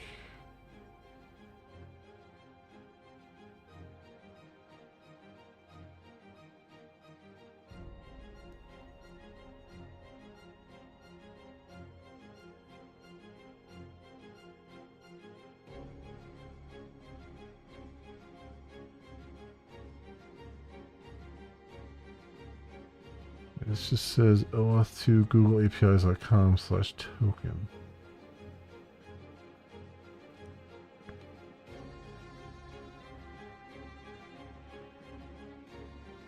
OAuth2 googleapis.com/token. I mean, that's what I'm doing.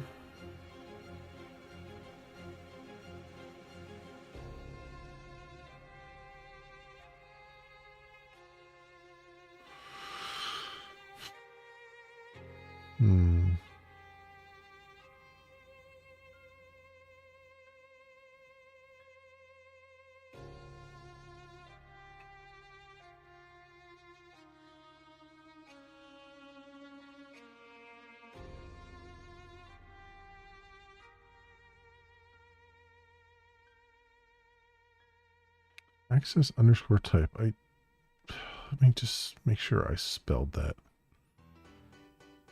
correctly when I did it.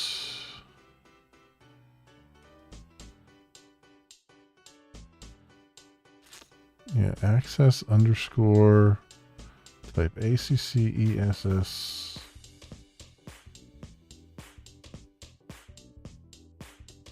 Oh wait, yeah, ACCESS type. ACCESS type with an underbar equals offline.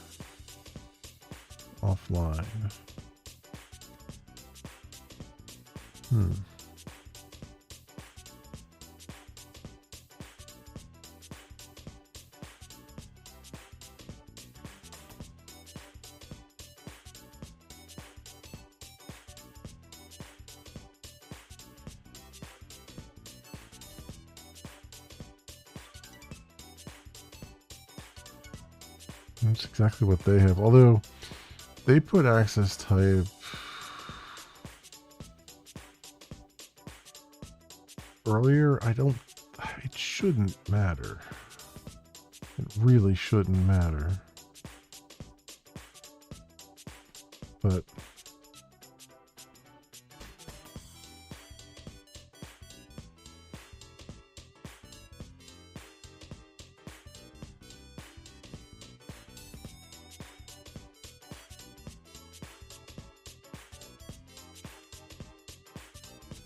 yeah, it's not going to matter. It's not going to matter at all. Because there's...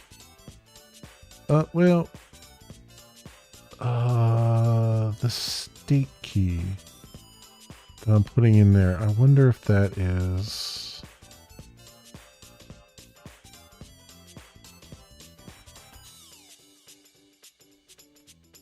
I'm just giving it a UUID, right?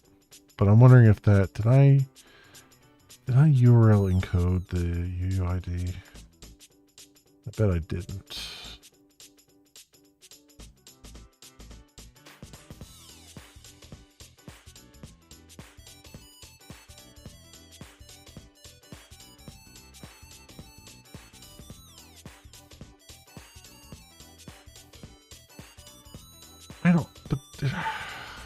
really shouldn't be anything in the UUID that wouldn't pass the URL.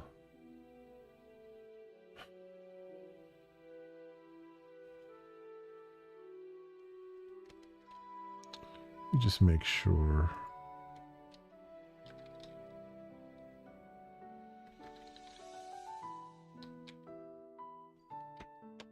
URL safe. The UUID URL safe.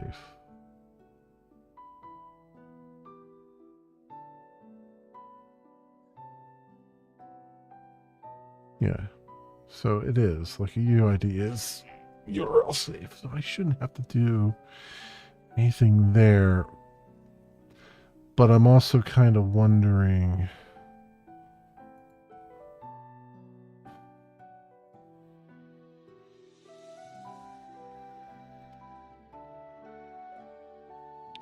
Just for the sake of argument. Just in case that state variable is causing something on YouTube's side to be like, I'm done parsing things. I'll put it here.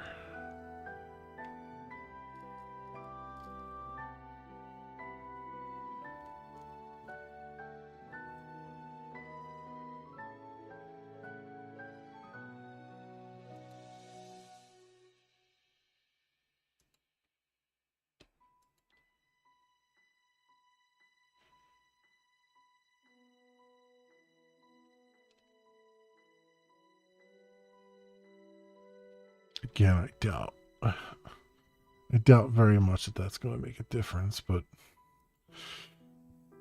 then again, before today, never thought anybody would put pretty printed JSON as their response to an API call, but you know, here's where we are. This is where we live now. Get used to the padded walls.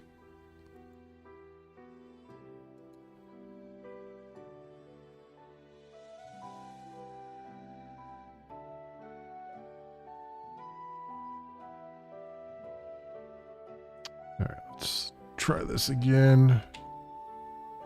Let's see if I can have a little bit more success this time around, maybe.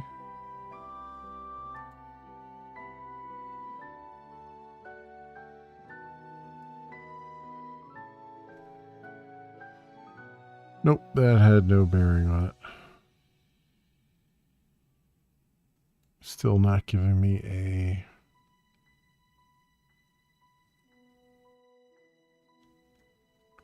I wonder... Because I'm not prompting...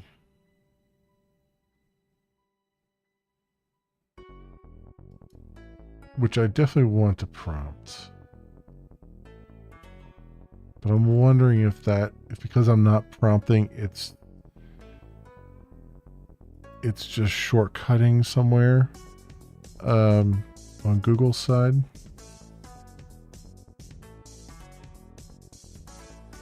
So let's go.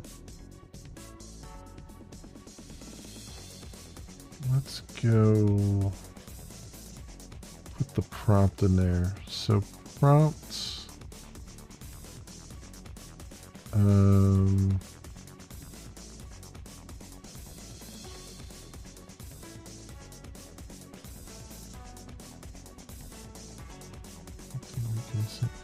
prompt select account. This will also help me to see if I'm just being crazy here, because if it doesn't prompt me again, then I know something else is going on, where things aren't going through.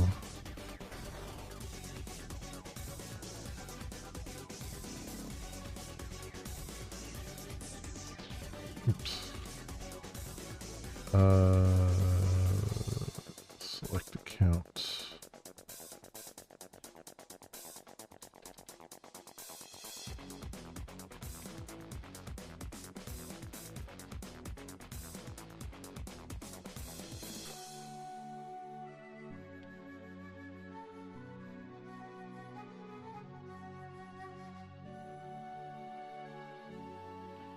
wonder too.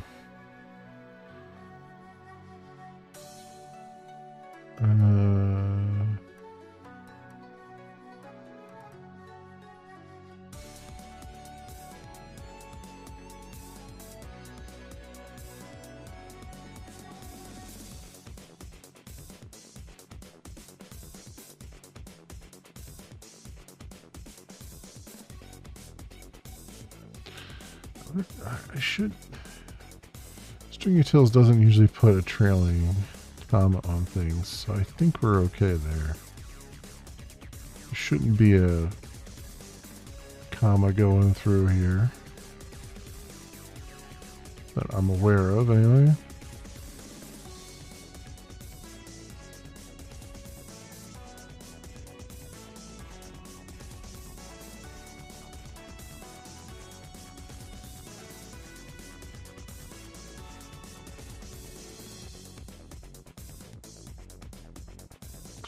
You know what? I'm going to inspect this too to make sure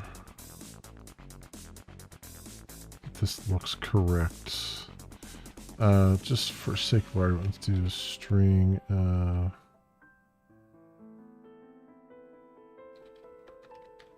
URL.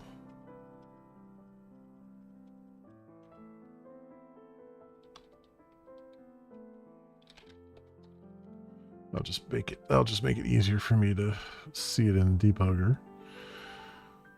In the debugger watches. Okay.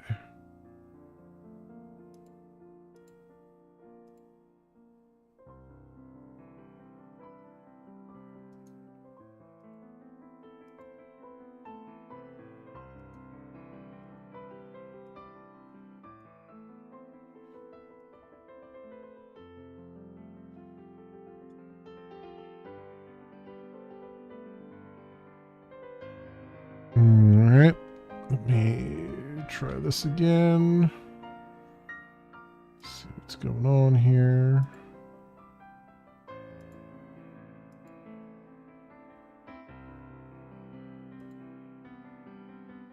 Okay, what was URL looking like?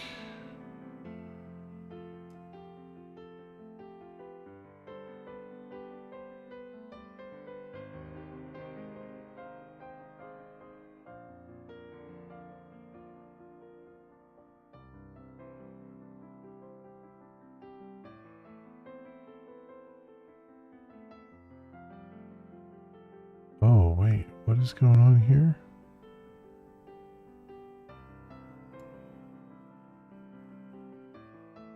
Wait.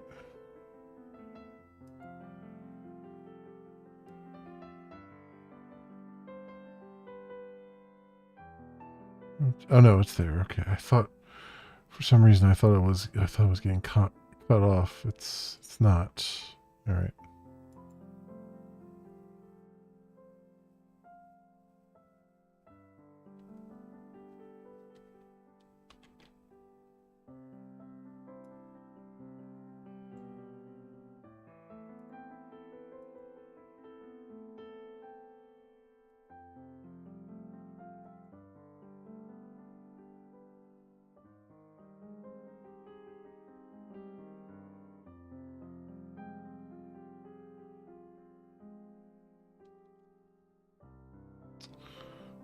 Go.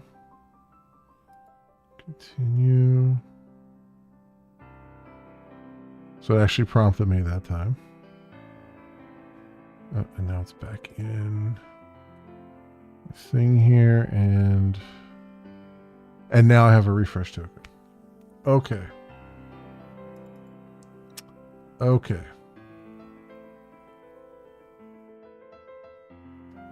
So it was a YouTube funkiness thing.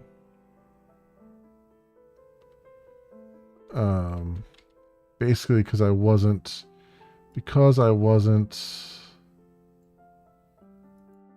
prompting, it was just caching. It was probably caching on its side the response, and then it just wasn't bothering to see that I've changed the URL. The parameters coming in on the URL had changed.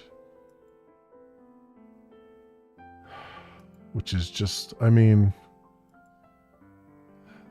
is what it is, I guess. But it's kind of it's definitely a flub on their side. Well, this whole thing's a flub on their side. Like, nobody does auth this way. Here, got the refresh token. There we go. Let that go through. My debugger, something is really wrong.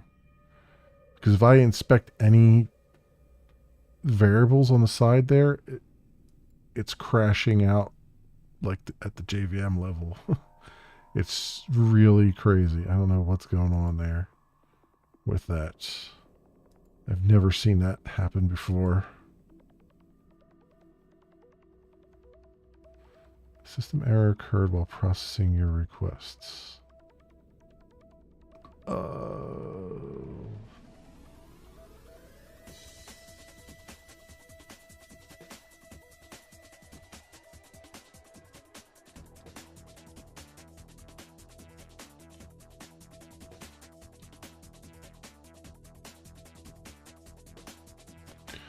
I don't see an error. I think this is it's just freaking out because I have the debugger attached, I think. That's really weird. It's really, really strange. Let's just, now I saw that it was coming through, though. Let's just clean rebuild. And I'll just do it in without the debugger attached. And we'll see what's happening here.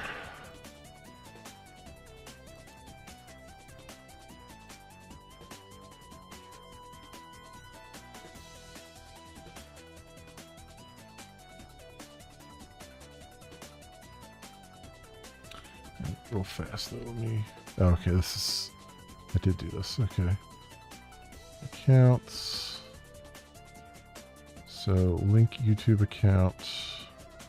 And then asks me now. Hit continue.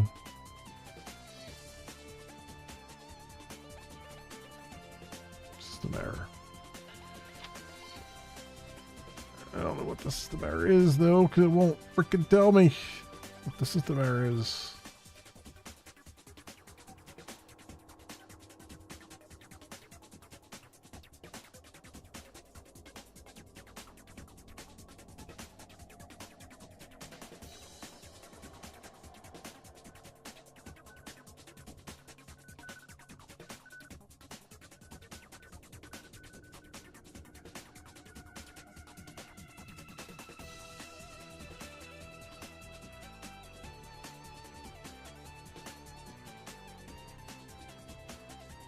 Class.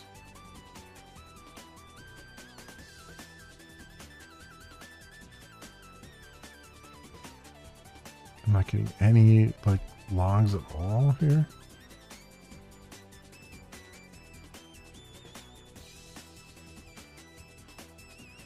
I mean, I'm getting logs of it starting up, but I'm not getting like an actual helpful log here.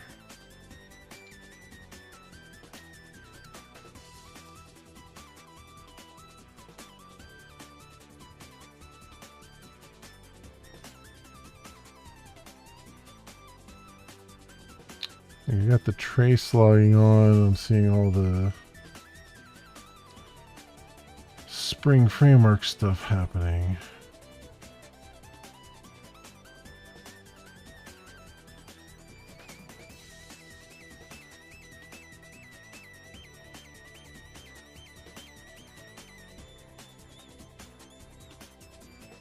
Here we go. Oh, here we go. I will process OAuth exchange with YouTube.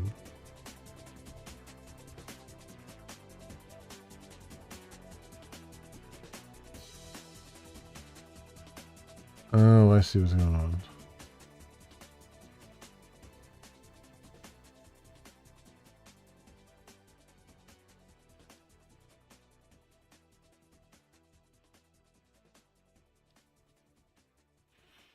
So it's failing to do the actual, to build the YouTube API.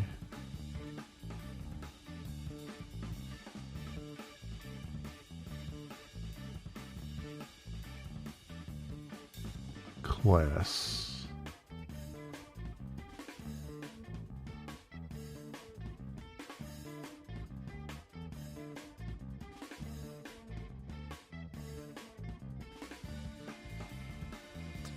So set refresh token.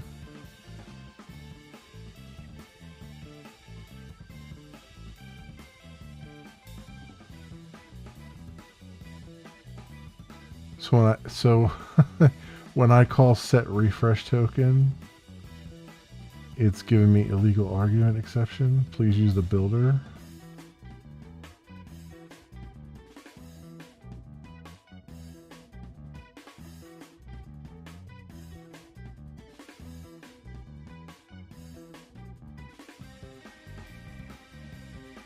Please use the builder and call set JSON factory, set transport, set client authentication, set token server encode URL. Right, because before I was setting the refresh token to null because I wasn't getting one. Now that I'm getting one, it's like, make sure you have all these other things set so that it can do its own calls.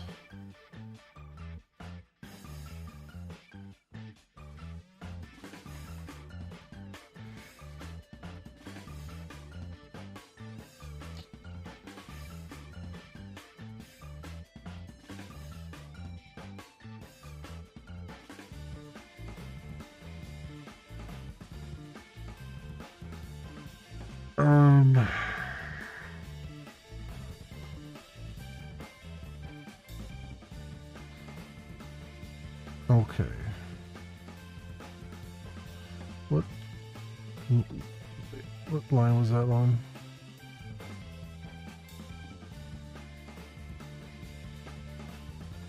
Account service 86.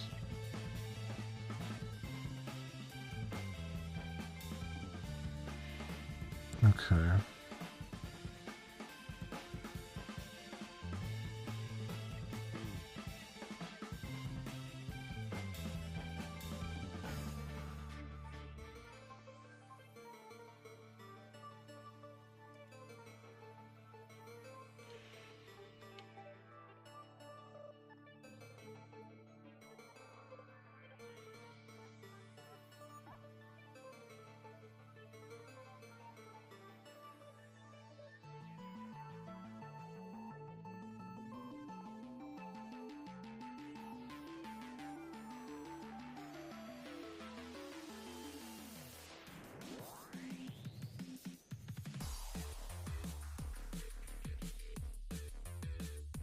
Builder.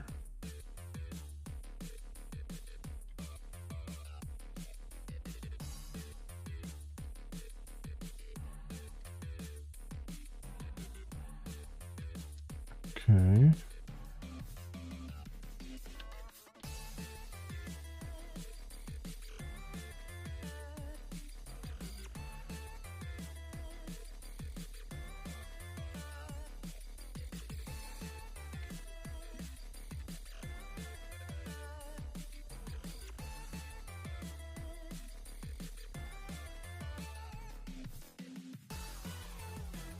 I can't set the...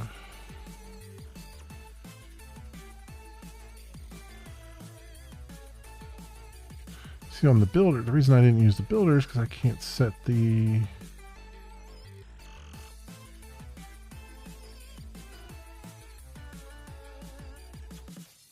refresh token and stuff on it.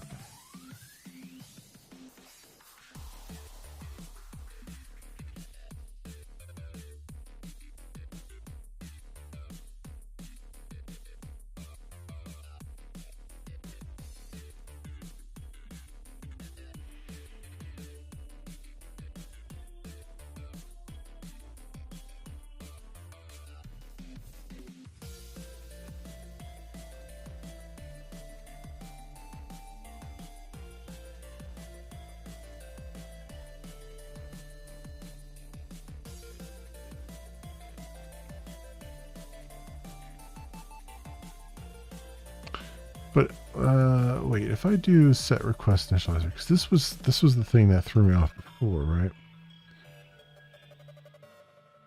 This is,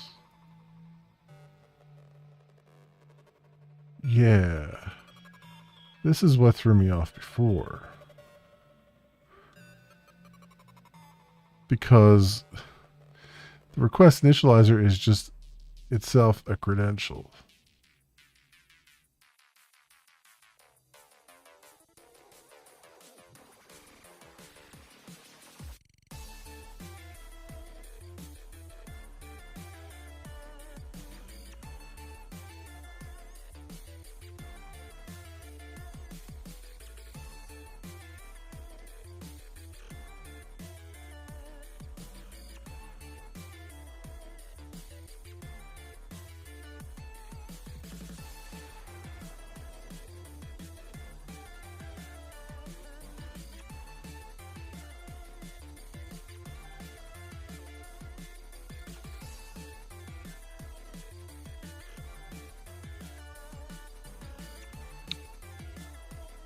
Wait, you can do credential. Wait, I can pass a builder in here?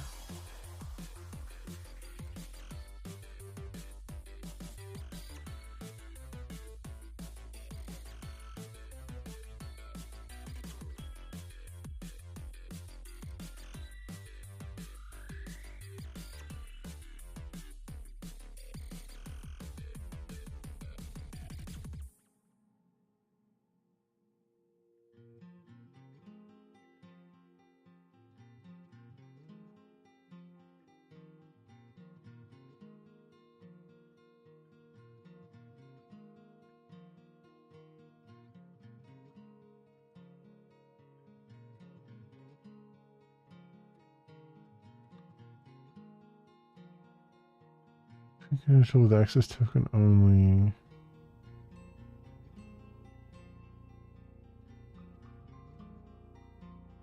Set from token response.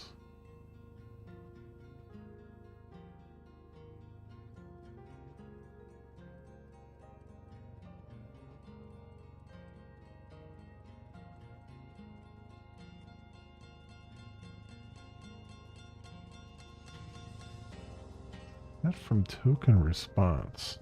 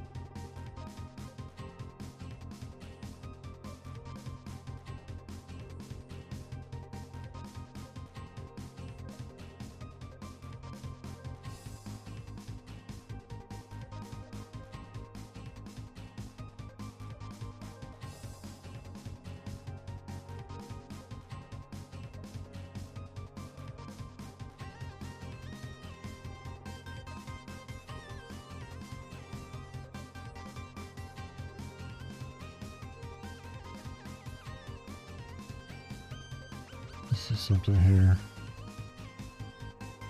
If I do this, does that take that?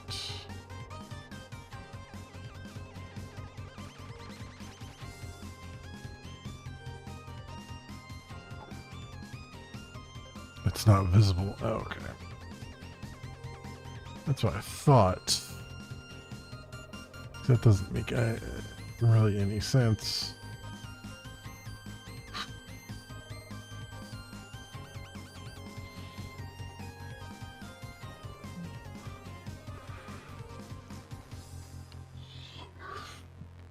All right.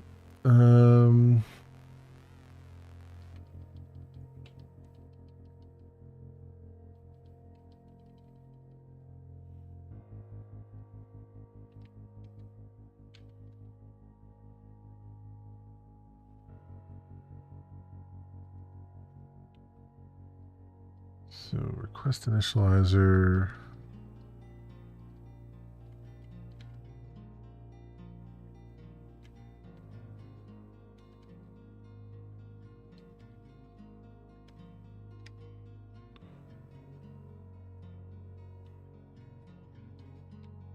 would be this, right?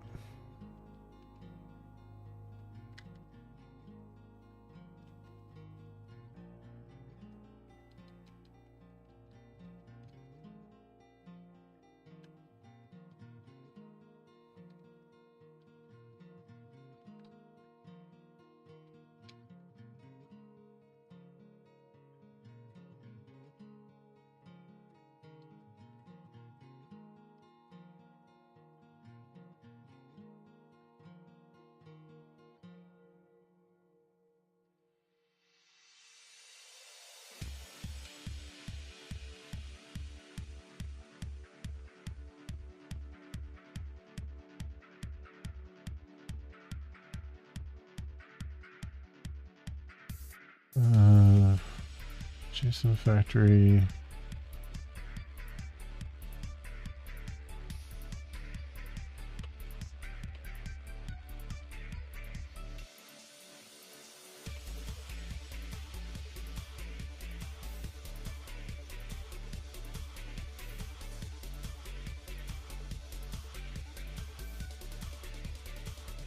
Server URL.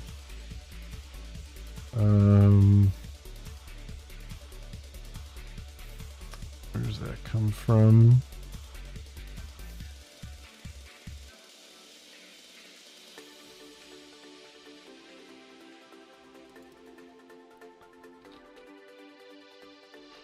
Just make that public, I guess.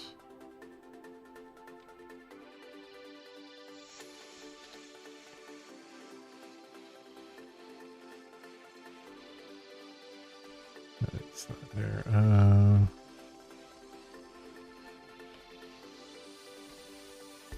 Token endpoint.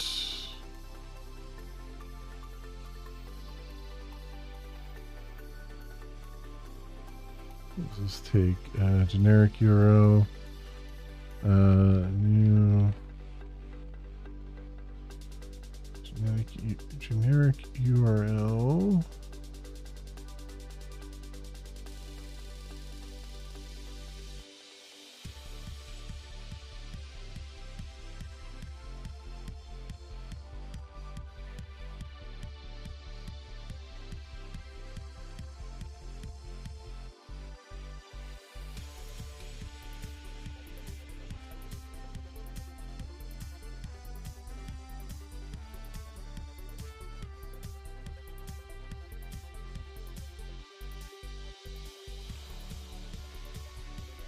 Okay.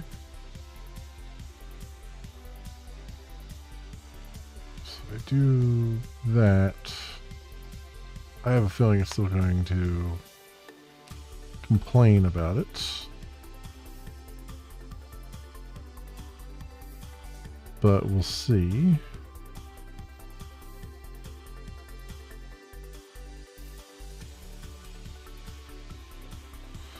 I wonder if I look here.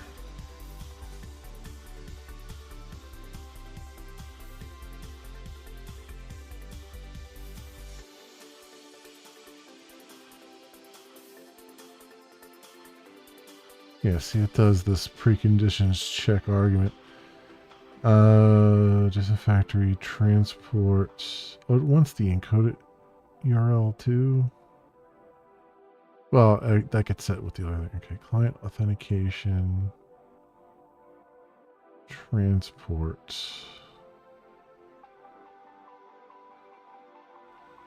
Set transport. See,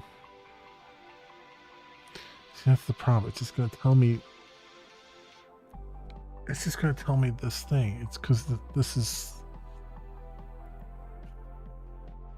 super stupid.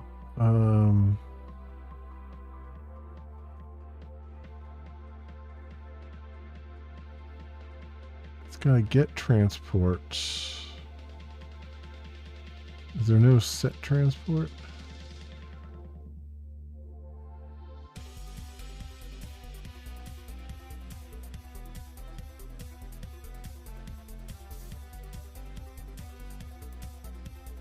It's probably in the builder, right?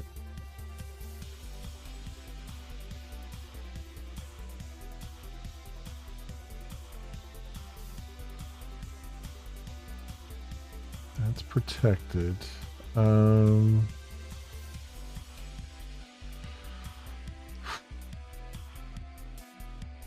and then the new credential access method calls new builder method.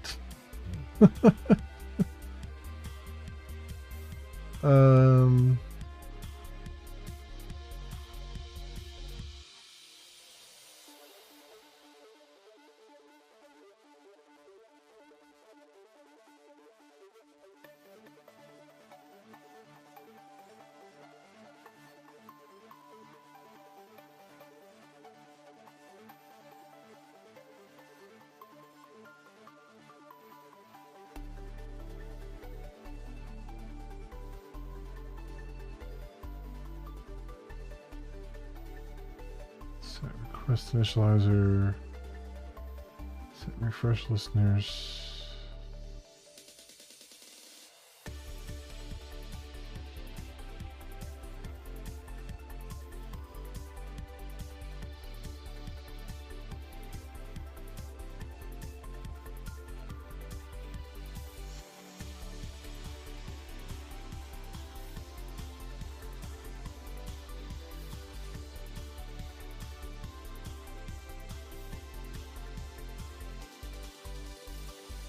Some of the bitches have these things in here, but they don't let you actually call them, right? They don't have a setter for JSON factory or transport.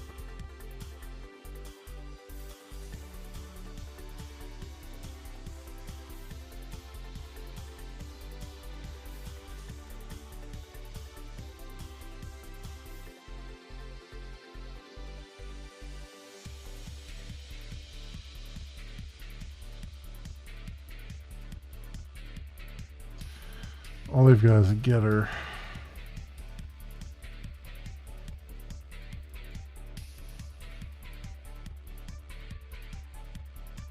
They've got the builder here.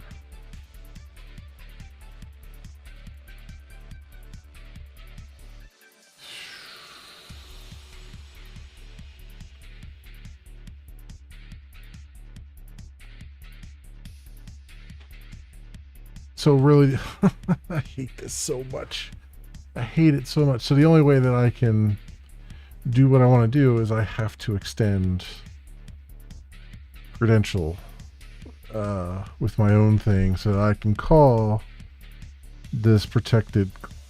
I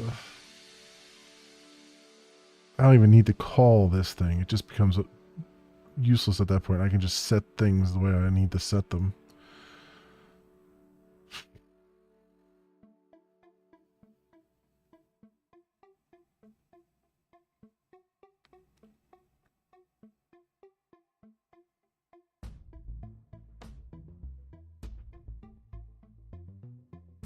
Actually, I don't even need to do that. I can just... This is so dumb.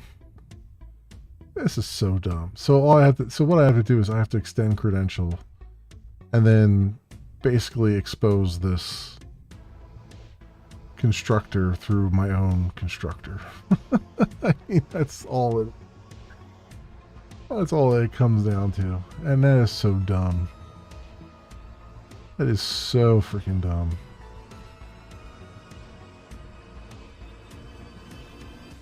This is what happens when you architect something without thinking about how it's actually going to be used in the real world. You just architect something for the sake of architecting it. You get all, oh, we need a builder pattern for everything, and then you put a builder pattern in for everything, and then nothing actually works the way people need it to work.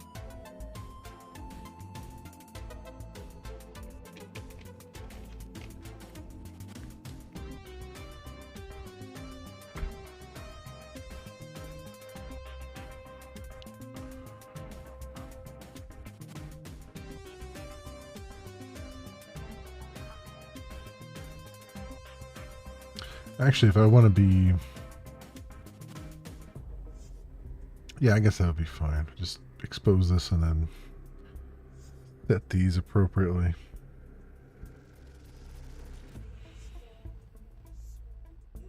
It's so weird. It is just so weird.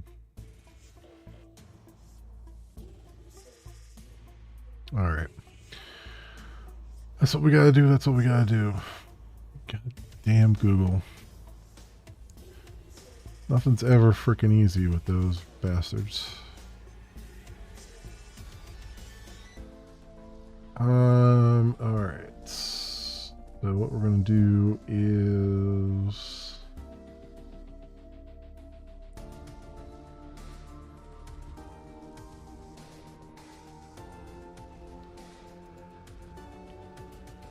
do a new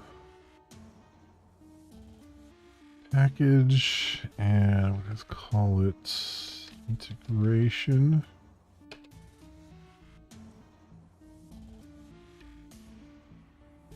Already exists.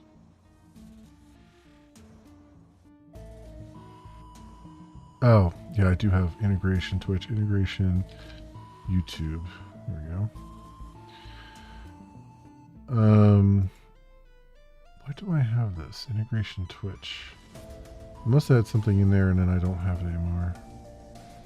Can I just delete that?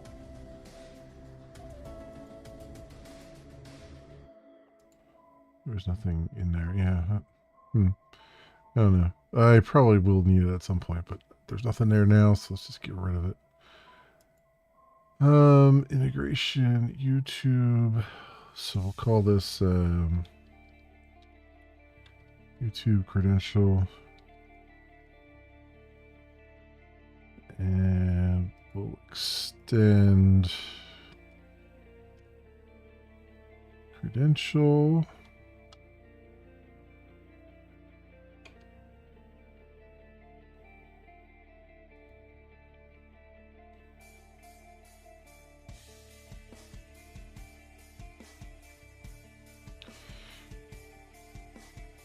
And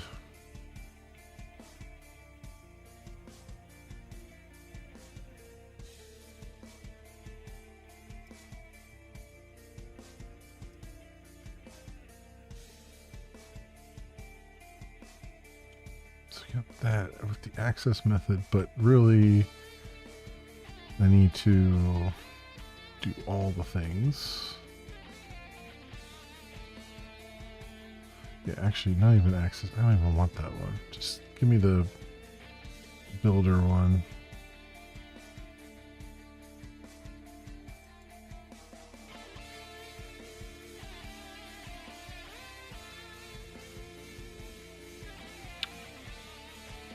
So we need builder, and then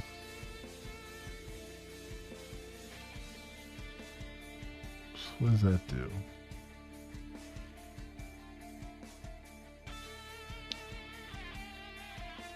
Transport JSON factory, token server, request initializer, refresh listeners. So what I really need to do is set the request initial, not the request initializer, but I need to set the, just take in the freaking tokens. That I need.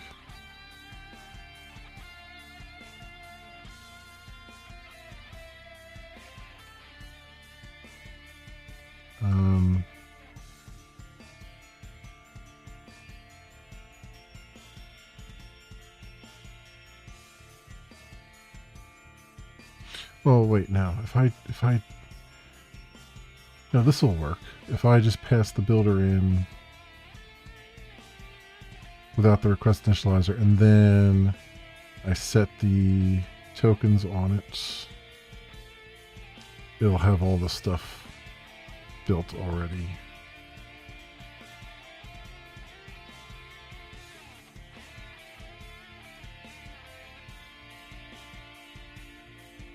Right? Wait. Hang on. Now that I'm thinking about it clearly here. Where was I at?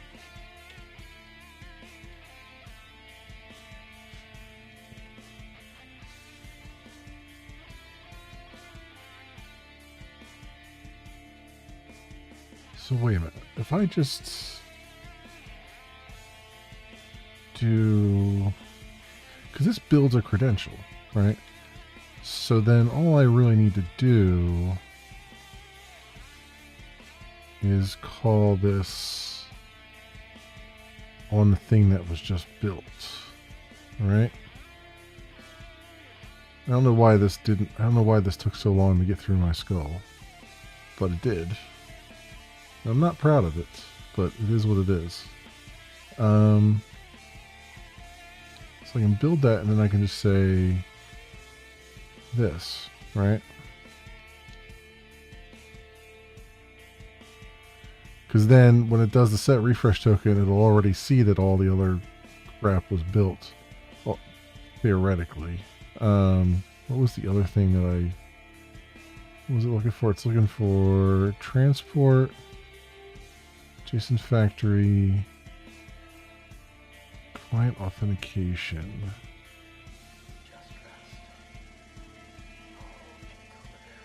Or null for none. Transport.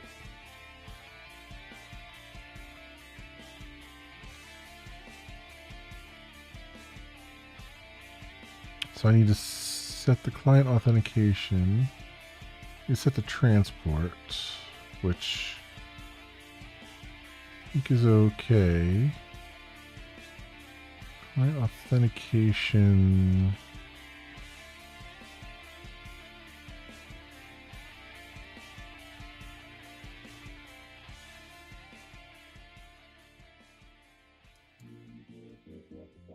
I don't even know what I would set that to.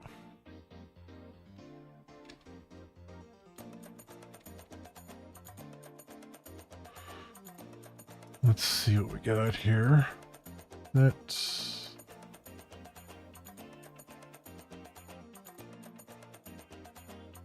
client authentication.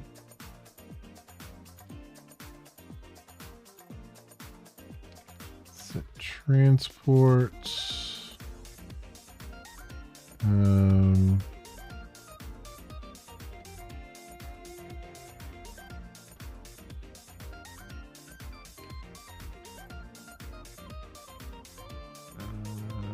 Trusted transport.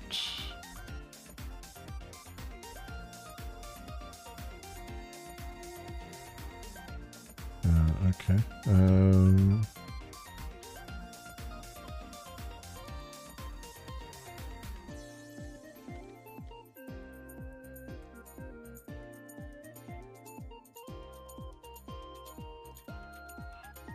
There we go.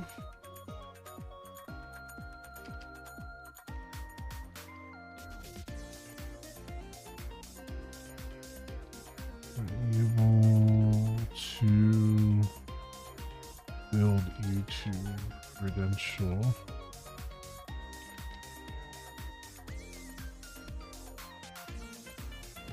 For access.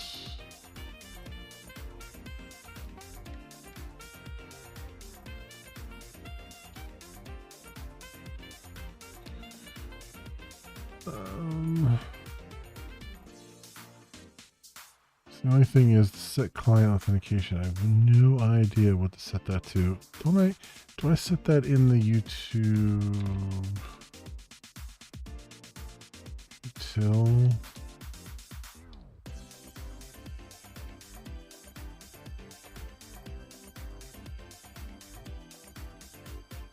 Full instance credential.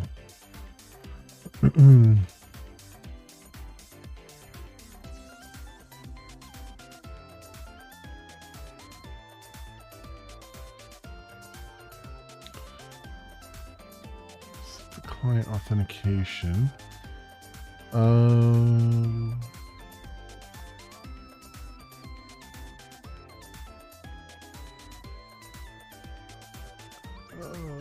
What do I set?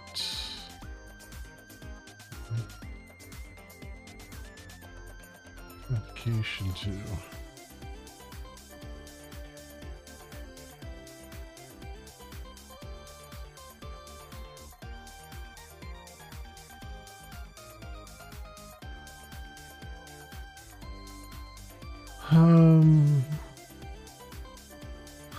Client parameters authentication. Oh, it wants the... like I said, it makes sense. The client ID and client secret.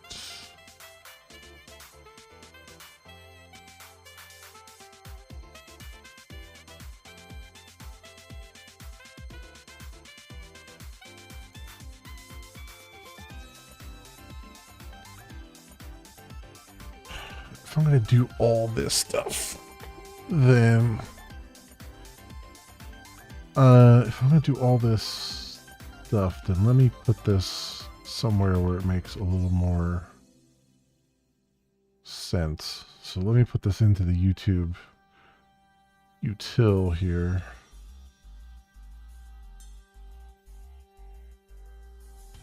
Because I've already got something that does, yeah, let's build credential here.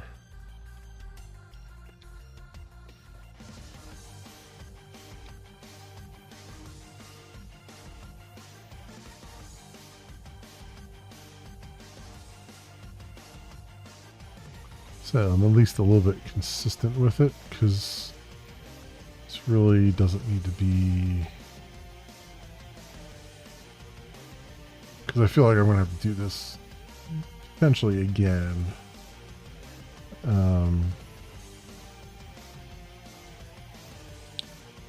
So let me just grab this out of here.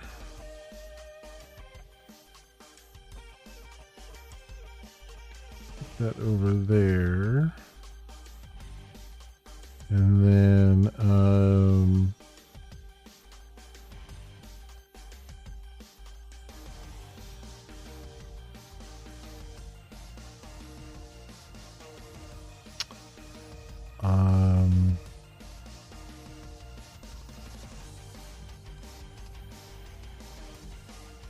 yeah, I guess I'll just pass these.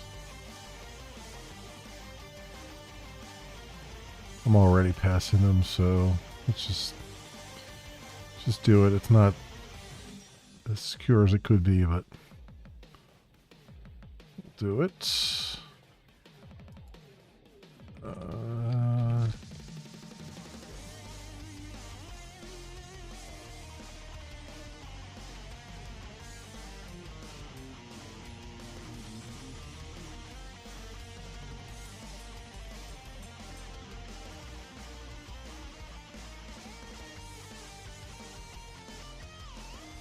There we go.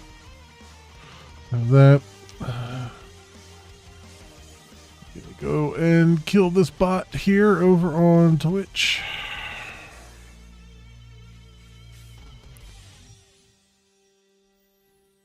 You know what?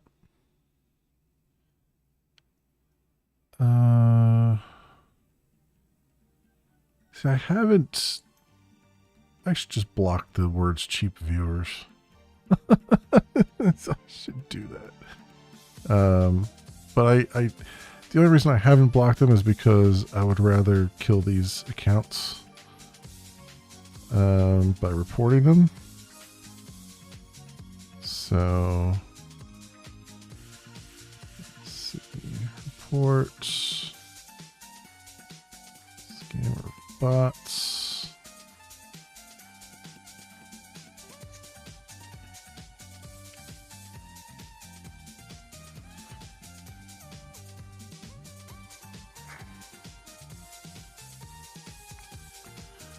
And then ban them. There we go.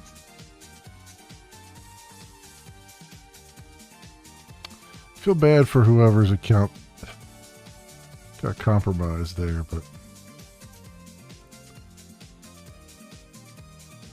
because that was like, normally you see these bots and it's like, you know, bot 1234. This one looked like this one looks like an actual user's account probably. It just got unfortunately hijacked by a bot. So, oh well. They're just about to get their account entirely removed.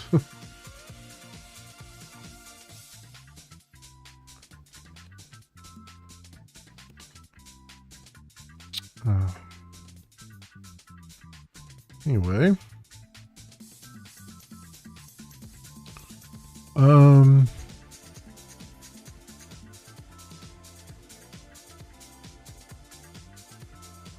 Oh, this one's, that's right, this one at the client ID and client secret, right? Those I can just pull from the thing as I need them here, so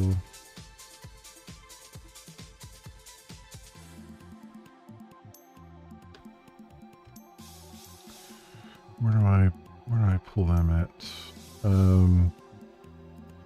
This I don't even need anymore. Delete that.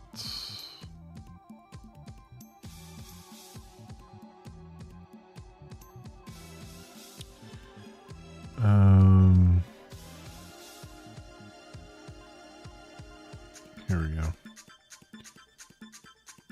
ID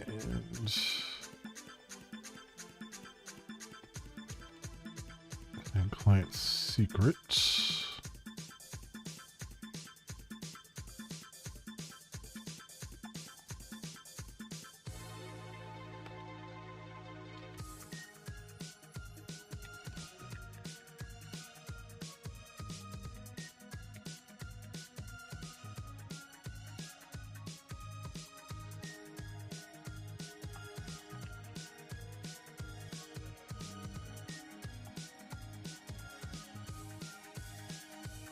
Okay, so we have both of those.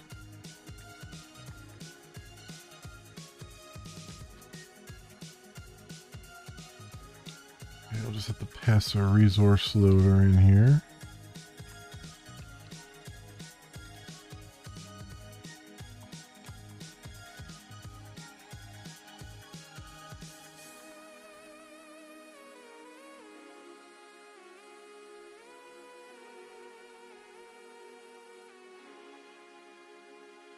These throw exceptions.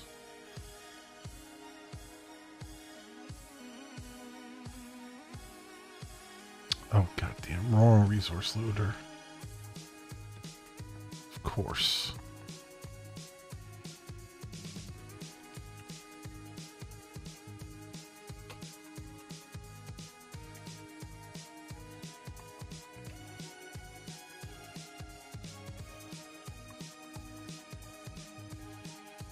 That be that problem.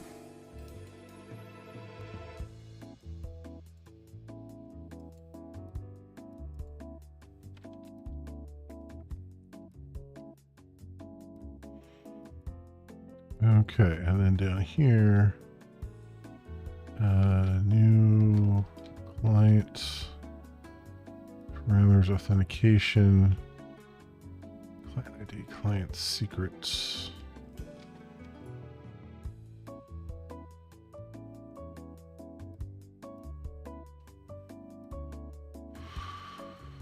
Okay, that's a hell of a lot to go through for that, but it is what it is. It is what it is. Just get this to work, hopefully. So that's build credentials. So then all I have to do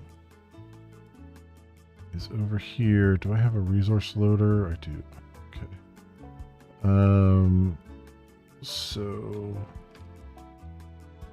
credential. YouTube util build credential.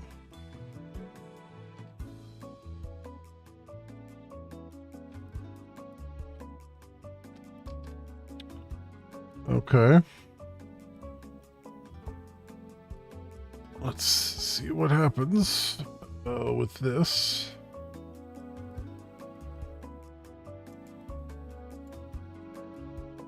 Clean build, and we'll see where we're at with it.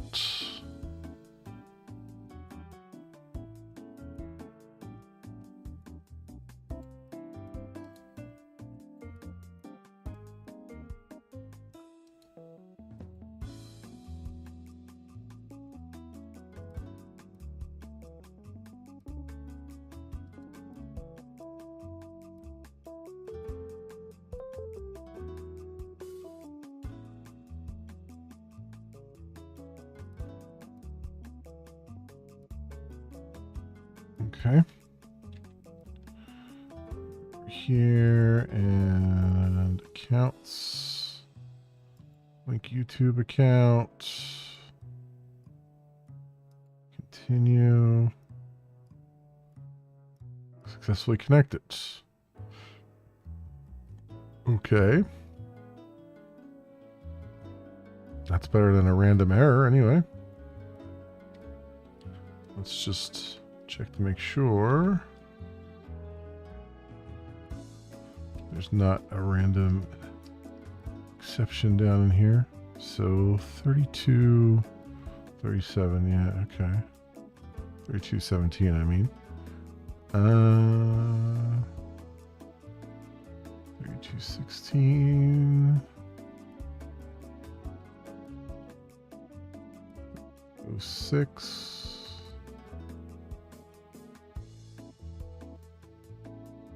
3154.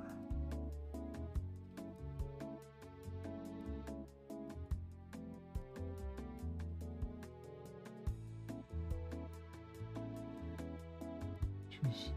It's been longer than that since I. Oh no, I had just shut it down. That's right. Okay. So that's fine. Right, it was still running while I was doing my coding.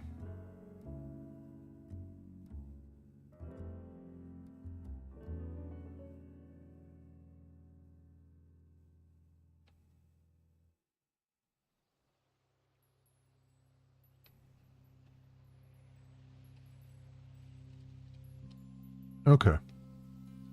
Okay, well, I think that means that now exchanged properly,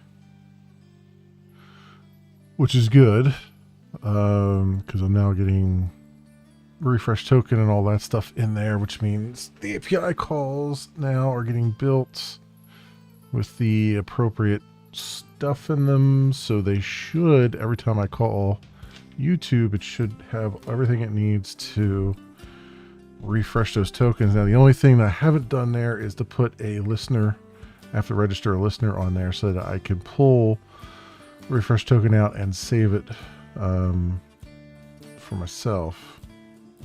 But, you know, compared to everything else we've just done, that seems almost like a like a breeze at that point. And then at some point, like I was intending on getting to the combined chat today, but I was not anticipating. I thought this was just a small bug, and it ended up being a much larger one, but that's how things go. But it is now, I think, working correctly, which is good. Found some more disconcerting things, but you know, that's YouTube for you. And I don't have, I guess I never wired up the delete buttons yet. I thought I had wired these up. No, I did not. I did not wire those up yet. Okay. That's small potatoes at that point, for what we're trying to do. And I know I definitely don't have the edit wired up, because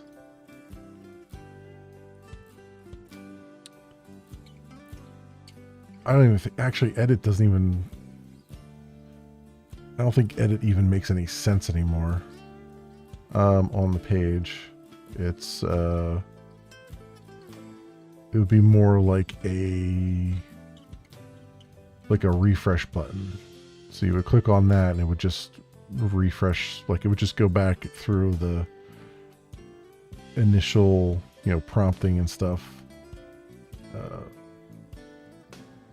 That seems, well, I guess no, the edit button would have some things on it, because I definitely want a refresh button on there, on this page, so you can just kind of refresh your account if you need to.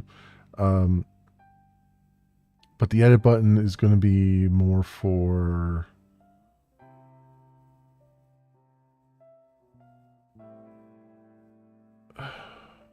I think I'm going to have some additional properties for myself on there. And I think that's why I had the edit button. If I'm not mistaken, let me see.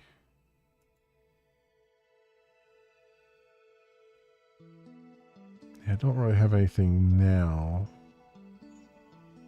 on there. Just the chat only. But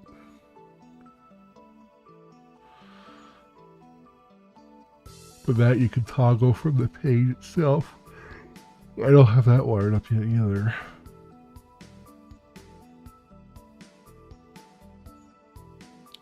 I don't know. There might not be a need for the edit button right now. I'll have to think about it. But that's fine. All this stuff is working, it looks like now. It's working better than it was. So that's good. Like, we're actually getting refresh tokens back and everything from what it looks like. And we're building a credential, and it seems to be happier about it. And it's funny because it was working before. It actually grabbed, you know, the data and stuff because refresh token was null. But as soon as I tried to set it to something correctly, it's had to jump through all these other hoops again. So there's that. So when it comes to the chat stuff, so I was going to look at, so I had started to do some chat related things in Hex, the Hex project. And I think I'm going to pull some of that down because to me, like, even though I'm not going to be processing the chat messages, I guess I kind of will be processing the chat messages a little bit. At least for YouTube. You know, I would, yeah, I'd probably be processing there. But regardless, I want to, I need to present the chat messages in a way that works like a normal chat, except I don't take any inputs. So it's going to be, I was thinking it would probably be a WebSocket, but thinking more and more now that it just needs to be, well,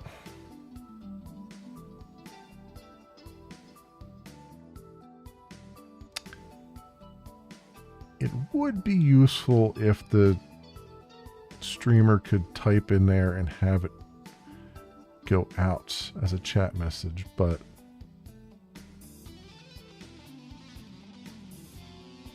I might, so maybe it might make sense for me to do the full-fledged WebSocket for it. Because I was thinking to myself, I could do like a lighter version that's just SSE stuff, the server-side events, because it would just be a one-way connection then. It would just send the messages down and say, like, here's the messages I received, boom, boom, boom, all the way down.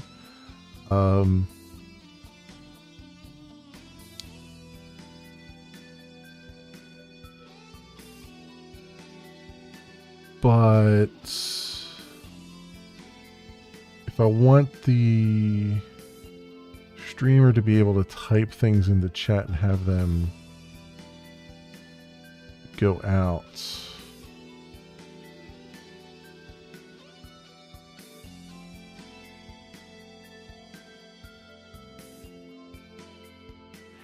does that make sense?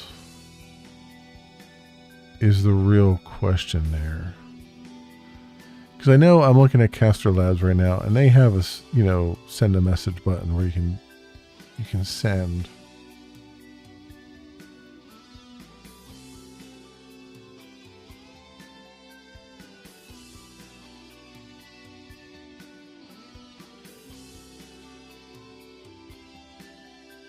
I mean, it probably makes sense. It probably makes sense to do that for simple messages. But if you send like a command or something, it's not necessarily going to work, I would think. But it is something, yeah, if you're sending it, it's interesting. So I think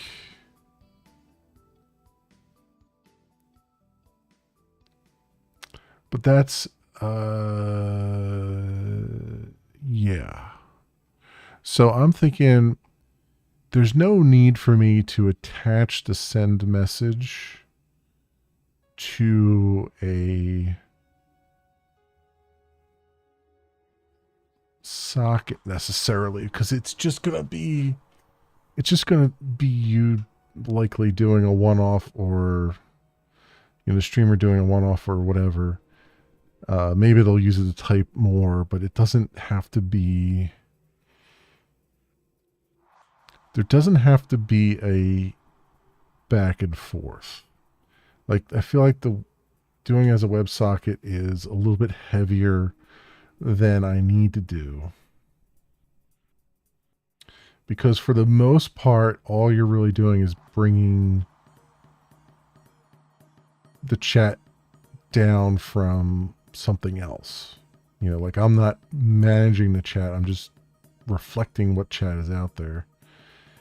And then when they go to type in a message, then I'm going to be using the API to send the message, which in turn will get pushed out, which in turn will come back through like a server-side event. So I think what I'm going to do is I'm going to implement the chat as like server-side events that fire off. And it'll be pretty much read-only. In fact, it will most definitely be read-only. Because I don't need to do like I don't need to do presence tracking or anything like that. There's nothing I need to do as far as like, see, on the hex side of things, I need to track like who is attached to chat and some attributes about it, and do like the presence tracking, and then sending the message and then receiving the messages down and things like that, and parsing the messages coming in. But for this one, I don't have to really. All I have to do is send the message off to the API and let it deal with it for the most part. Like, I'm pretty much hands off, which means I could just let it be a server-side event that fires off and then just appends the next chat message to whatever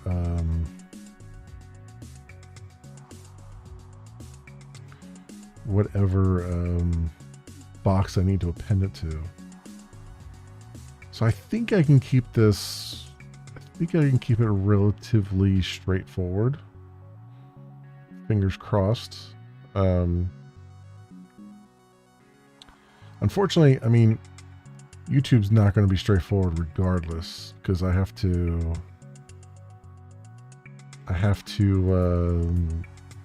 figure out how I'm going to do the chat, because I'm not going to be. I refuse to poll their API for chat messages. That's just insanity. That's, you're just burning through credits for no API credits for no good reason at that point.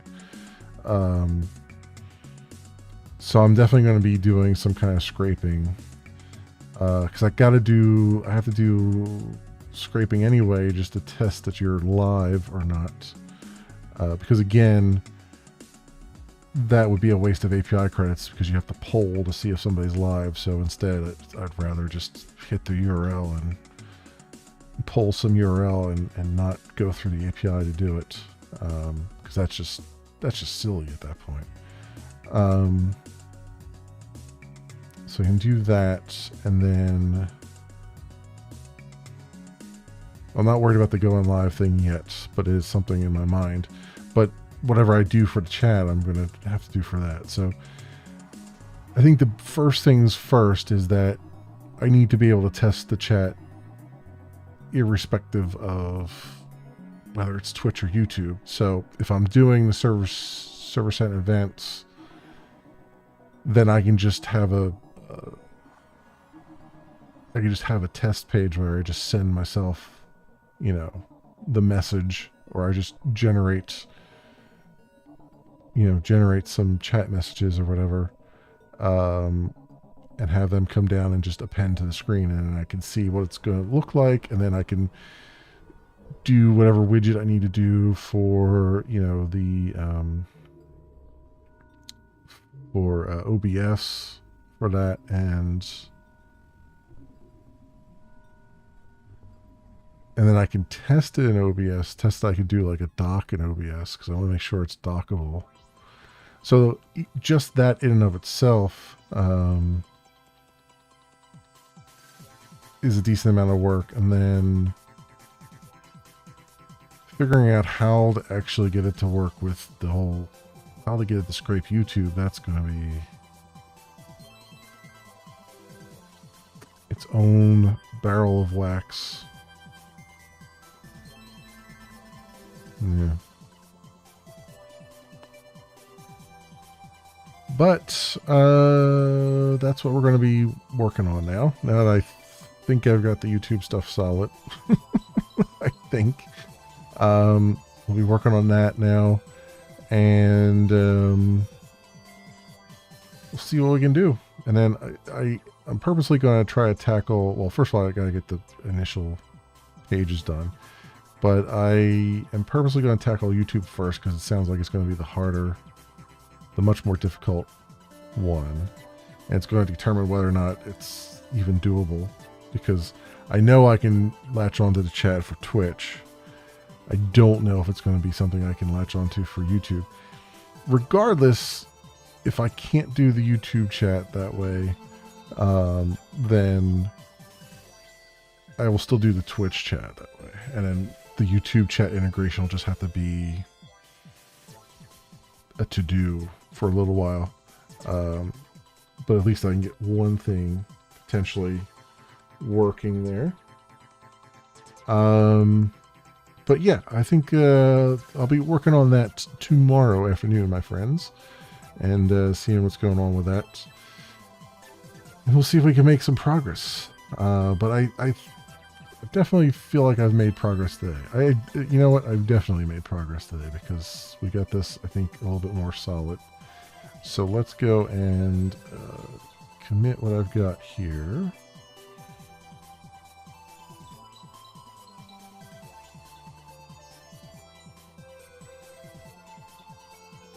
Speaking of SSE, why is this?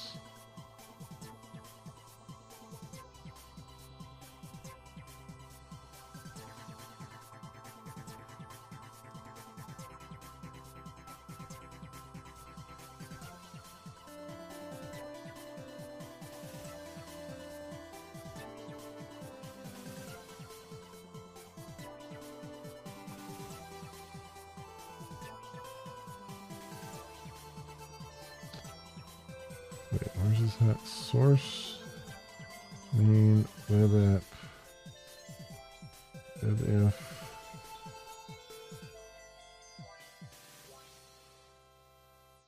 This is EJS. Where did this come from?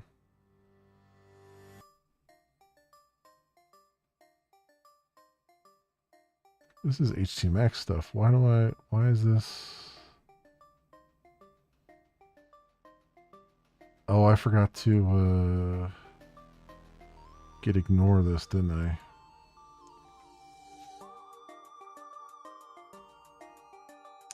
Well, screw me. Is this new? Did I accidentally commit this? I must have accidentally committed this because it's already in stage changes. Whoopsie. Let's go and delete that. There we go. delete that, and then I need to put a, let's go and do project clean. Oh, you know what? No, I gotta commit to delete first, and then I'll commit to get ignore on it. Must have forgotten to get ignore it. Fixed YouTube integration.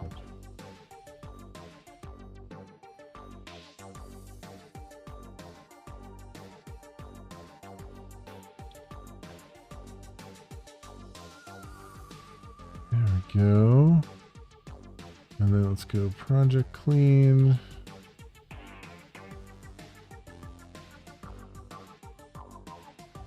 And we'll do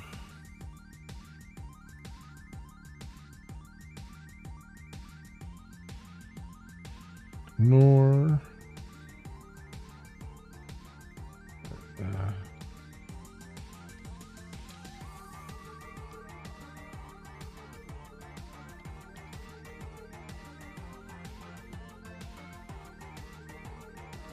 Next SSE lib.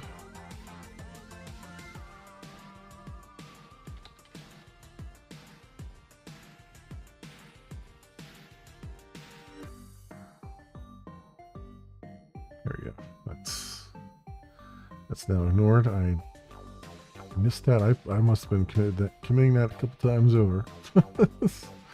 Oopsie. Shouldn't be there anymore, though. Let's make sure.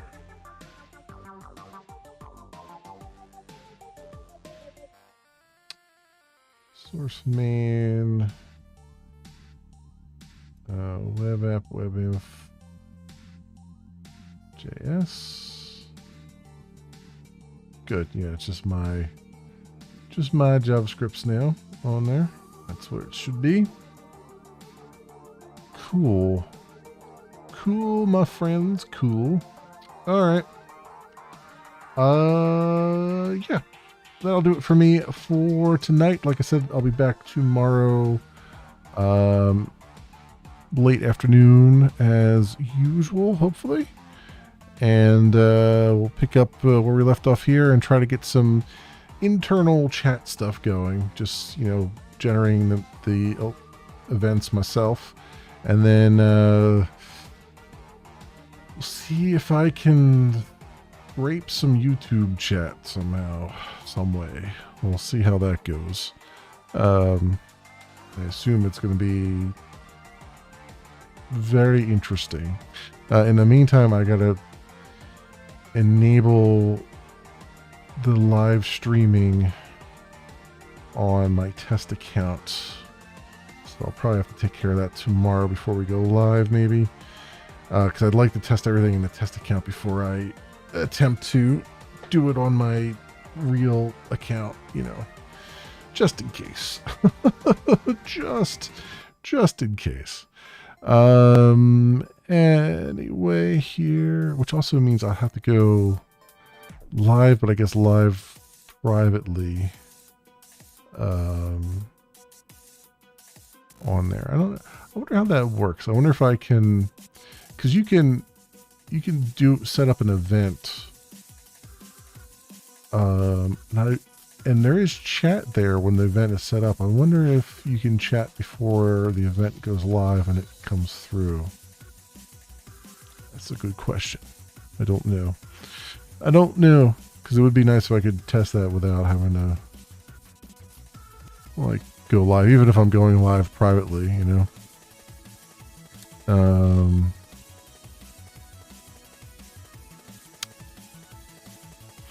So let's see here.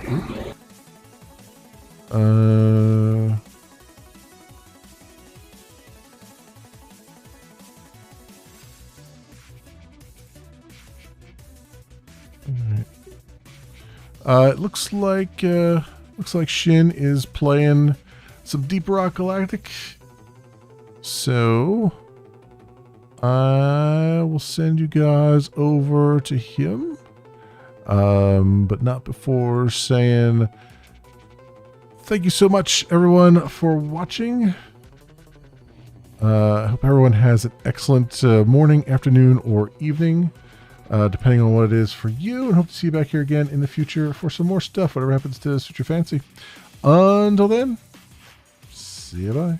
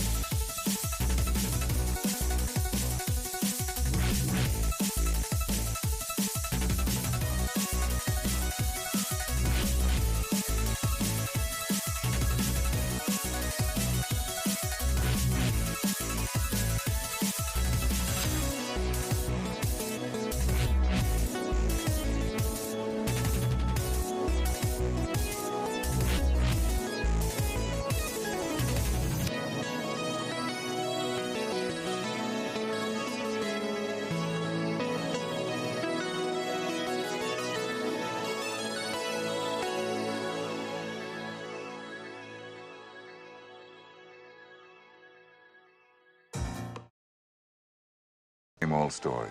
Boy finds girl, boy loses girl, girl finds boy. Boy forgets girl, boy remembers girl. And girl dies in a tragic blimp accident over the Orange Bowl on New Year's Day. Good year. No, the worst.